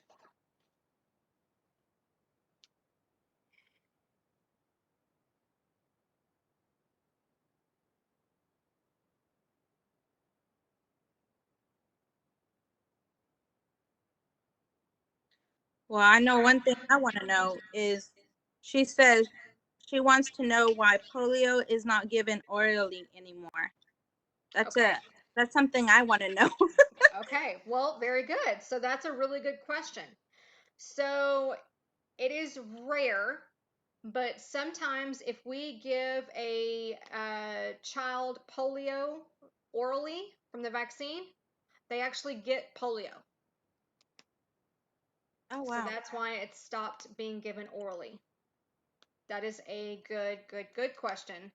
And when we do it by injection, that does not happen. But it was rare. A study showed it was a rare possibility that the child would actually get polio from the oral polio vaccine. So when did they start doing the orally? That is a good question. Because I want to say I think back in I don't know before 2010 they were still doing it. Could be wrong. Let's see here. That's a good question.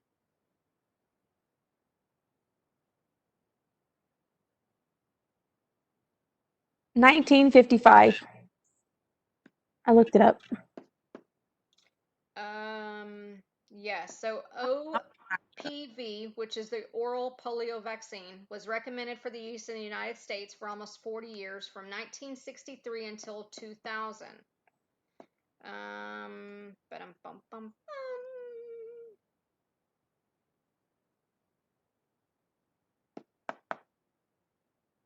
Yeah, so when was it stopped? It Yeah, says, well, I don't know when it stopped, but it says that the polio vaccine has been available since 1955.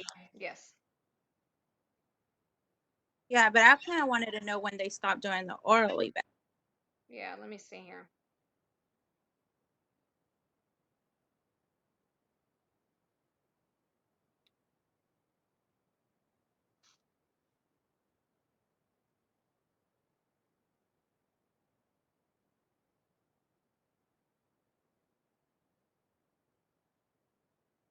It says it was eliminated from the United States in 1979. No, wait.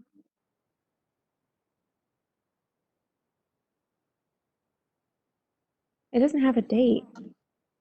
Yeah, that's what I'm trying to find. History of polio. I don't see a date anywhere. First use. That doesn't help me a lot either. CDC. Let me just go to CDC.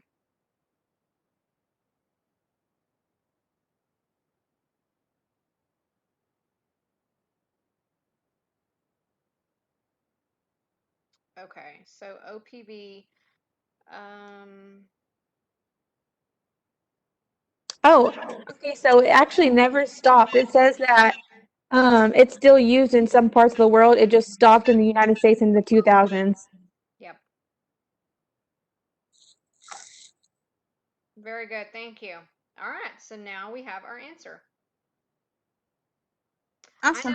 I don't think I was ever, and even my kids, well, of course, they were born after 2000, but I've not personally and professionally, I've not seen anyone still get the oral polio I vaccine. remember. I guess I'm just trying to remember. I know that at one point I did my externship at Dr. Strain's office in Waxahachie, Uh-huh. and I remember that we used to give this oral, and I was just trying to figure out if that was it or not. I just can't remember. It's just years ago. Yeah, I don't know. And then even then, I think my mom, like there was another vaccine, and now I'm trying to think of it. I wonder if it was polio or not, where like some patients, they have this scar on their Oh, arm. that's from the tuberculosis one. Is that the one you're talking about or no? I don't think so. I think it's polio. Now I may be wrong. I'm gonna have to look into it, but it's one that because I know a lot of patients that are, if they were born like before 1970, they'll have this scar, usually on an arm, and Yeah. it's got like little bitty dimples inside the arm, but it's a scar from a vaccine. And I thinking it was polio, but I could be wrong. I'm gonna look that up.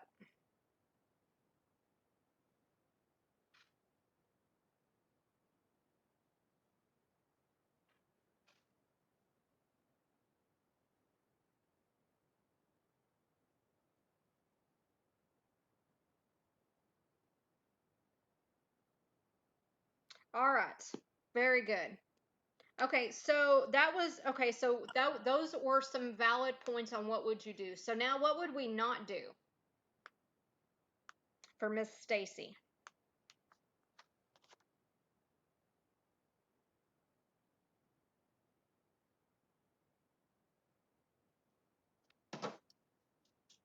Anything? Well, we definitely don't want to make her feel like we're trying to enforce it. That's right. So, Nancy, at that point, what could we do for Stacy?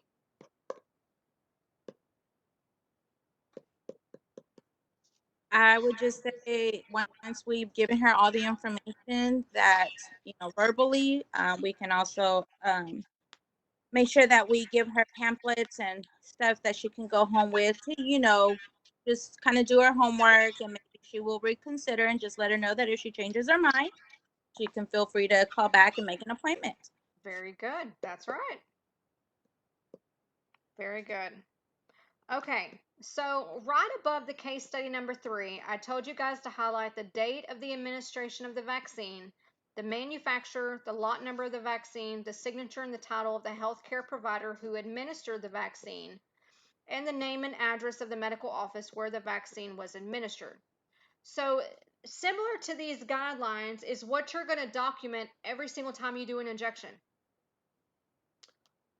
Who gave the injection? Where did we get it? How much? What was it? The lot number and the brand name or the name of the medication and the date. So that's really good to make sure you make some notes on that. All right, so now we have newborn screening test. Alicia, go ahead and read the first paragraph, please. A newborn screening test is performed on an infant to screen for the presence of certain metabolic and endocrine diseases. The diseases that are screened vary by state, but typically include phenol. How do you say that? You can just say PKU because that's a word that's very hard for me to pronounce to this day. Okay. Biotinidase deficiency, congenital adrenal hyperplasia, maple sugar urine disease, congenital hypothyroidism, galactosemia, homocystinuria, and sickle cell anemia. The most important of these is PKU, which is discussed in greater detail in the following paragraphs. Very good. Okay, so I want you guys to highlight that second sentence.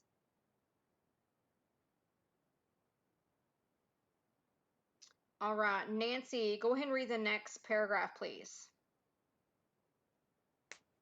PKU is congenital hereditary disease caused by a lack of the enzyme phenylalanine hydroxylase.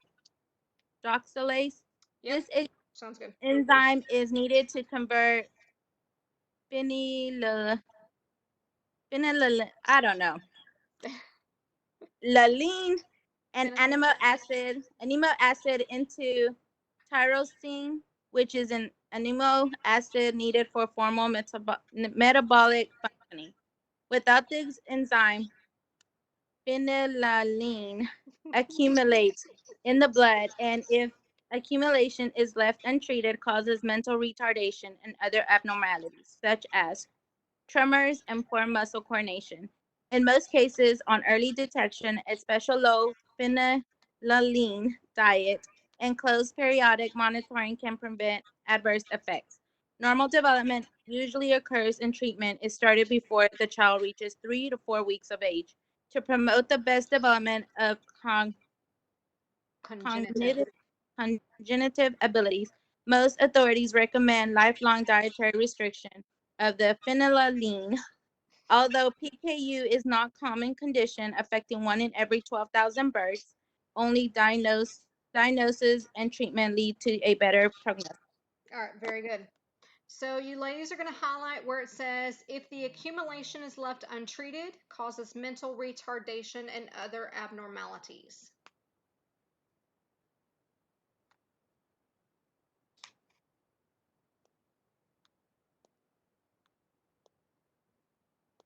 Okay, so really quickly, because we're going to get it into just a couple of paragraphs down. When do we think that we're going to administer the PKU testing? Newborns, Yes. and after 2 weeks, or is it a month? Depends. That may depend on the provider, but usually it's done between the 1st and 7 days after birth. Okay. Yep. So very good. Okay. Natalie, go ahead and read the next paragraph.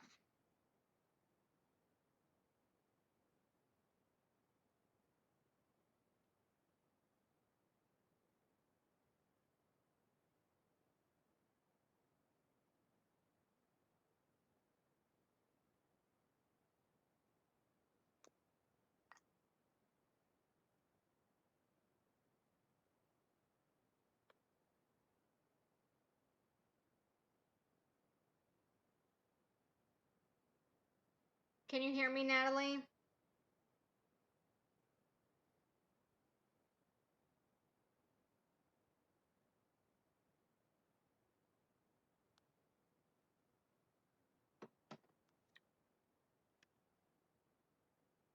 Okay. Talia, can you go ahead and read the next paragraph?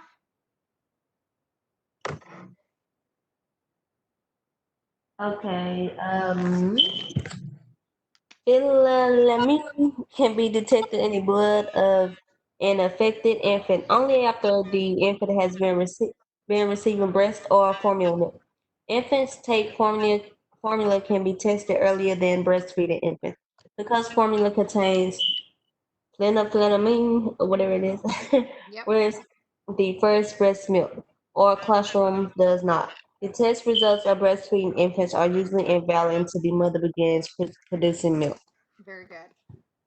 All right, Alicia, go ahead and read the next paragraph, please. All states require by law that infants undergo newborn screening. The best time to perform the test is between 1 and 7 days after birth. In most states, the newborn screening test is performed before the infant leaves the hospital.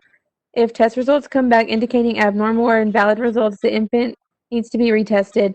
Most repeat tests are required because of invalid test results due to the collection of inadequate amount of blood specimen. Newborn screening retesting is usually performed at a hospital laboratory, but may sometimes be performed in the medical office. Therefore, the medical assistant needs to acquire the knowledge and technique needed to perform the procedure with skill and accuracy. Very good. All right, you ladies are going to highlight the first two sentences in that paragraph. Nancy, go ahead and finish the last paragraph, please. The newborn screening test card includes an information section that must be completed before the test is performed. The newborn screening test is performed on capillary blood obtained from the fleshy part of the lateral or medial posterior curve of the plantar surface of the infant's heel. Procedure 9.5.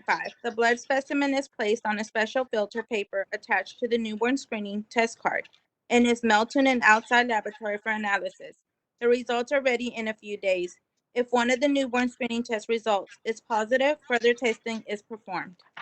Okay, so if I say the plantar surface of an infant's heel, where am I referring to? If this is my infant's foot, this is top and bottom, what is a plantar surface?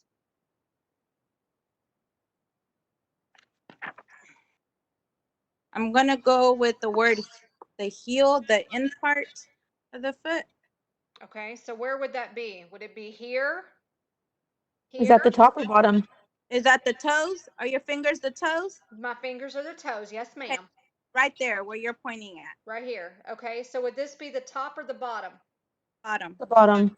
Very good. So plantar surface is the bottom of your foot. So if they're going to be doing a capillary blood to the lateral or medial posterior curve, which if this is my heel, so this is the curve, they're either going to go here or maybe even on the outside of the curve of the heel. Okay? I want you guys to highlight from the start of the second sentence all the way to the last sentence.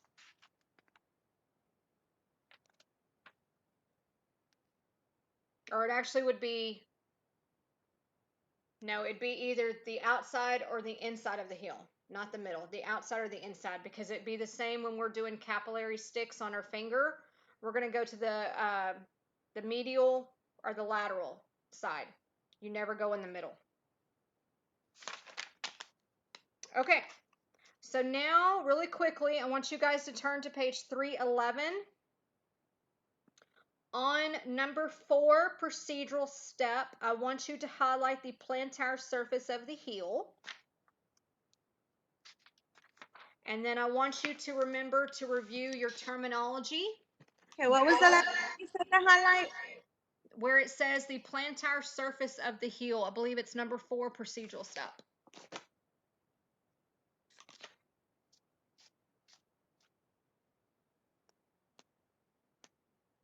Okay. Okay. So make sure on this one that you do go back and read all of those little figures and the tables and the procedures and the terminology, because this is a really important chapter. And then I want you to turn to your binders under your chapter 9 tab. Okay, so here you should see 4 years, 0 month old male, date of birth 3/21/2015, CDC for weight for age percentiles chart. And you should receive a after the shots sheet.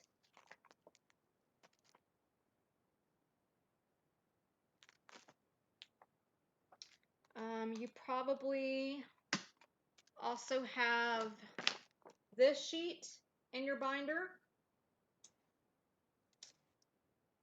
Okay, so this sheet, this is another sheet that you'll see this figure again in chapter 11, but you're going to see your intradermal, which is a 10 to 15 degree angle, your subcutaneous, which is a 45-degree angle, and your intramuscular, which is a 90-degree angle, and the layers of the skin as it pictures the needle going in. Okay, you also should see a how to administer intramuscular vaccines for a child and subcutaneous. So those are good. They're not really worksheets, so there's nothing for you to do, but they are really good worksheets for you to study, along with the anatomy sheets, because now we're about to start getting into where you need to know your anatomy. So I would review those sheets. I believe you ladies are supposed to be doing chapter 9 study guide questions, odds only. No, what pages? I think it's not on there for today because I was looking at that earlier. Ah, dang it. I thought I put it on there. Hold on. Let me see if I can get back to it, dear. I thought I put it on there because I saw it wasn't on there either for whatever Oh, reason. maybe it is now. Let me go check. It may be on the Evolve calendar, but it's not listed on the syllabus for whatever reason, because I noticed that too.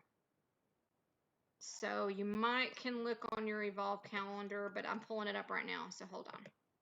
I do know it's odds.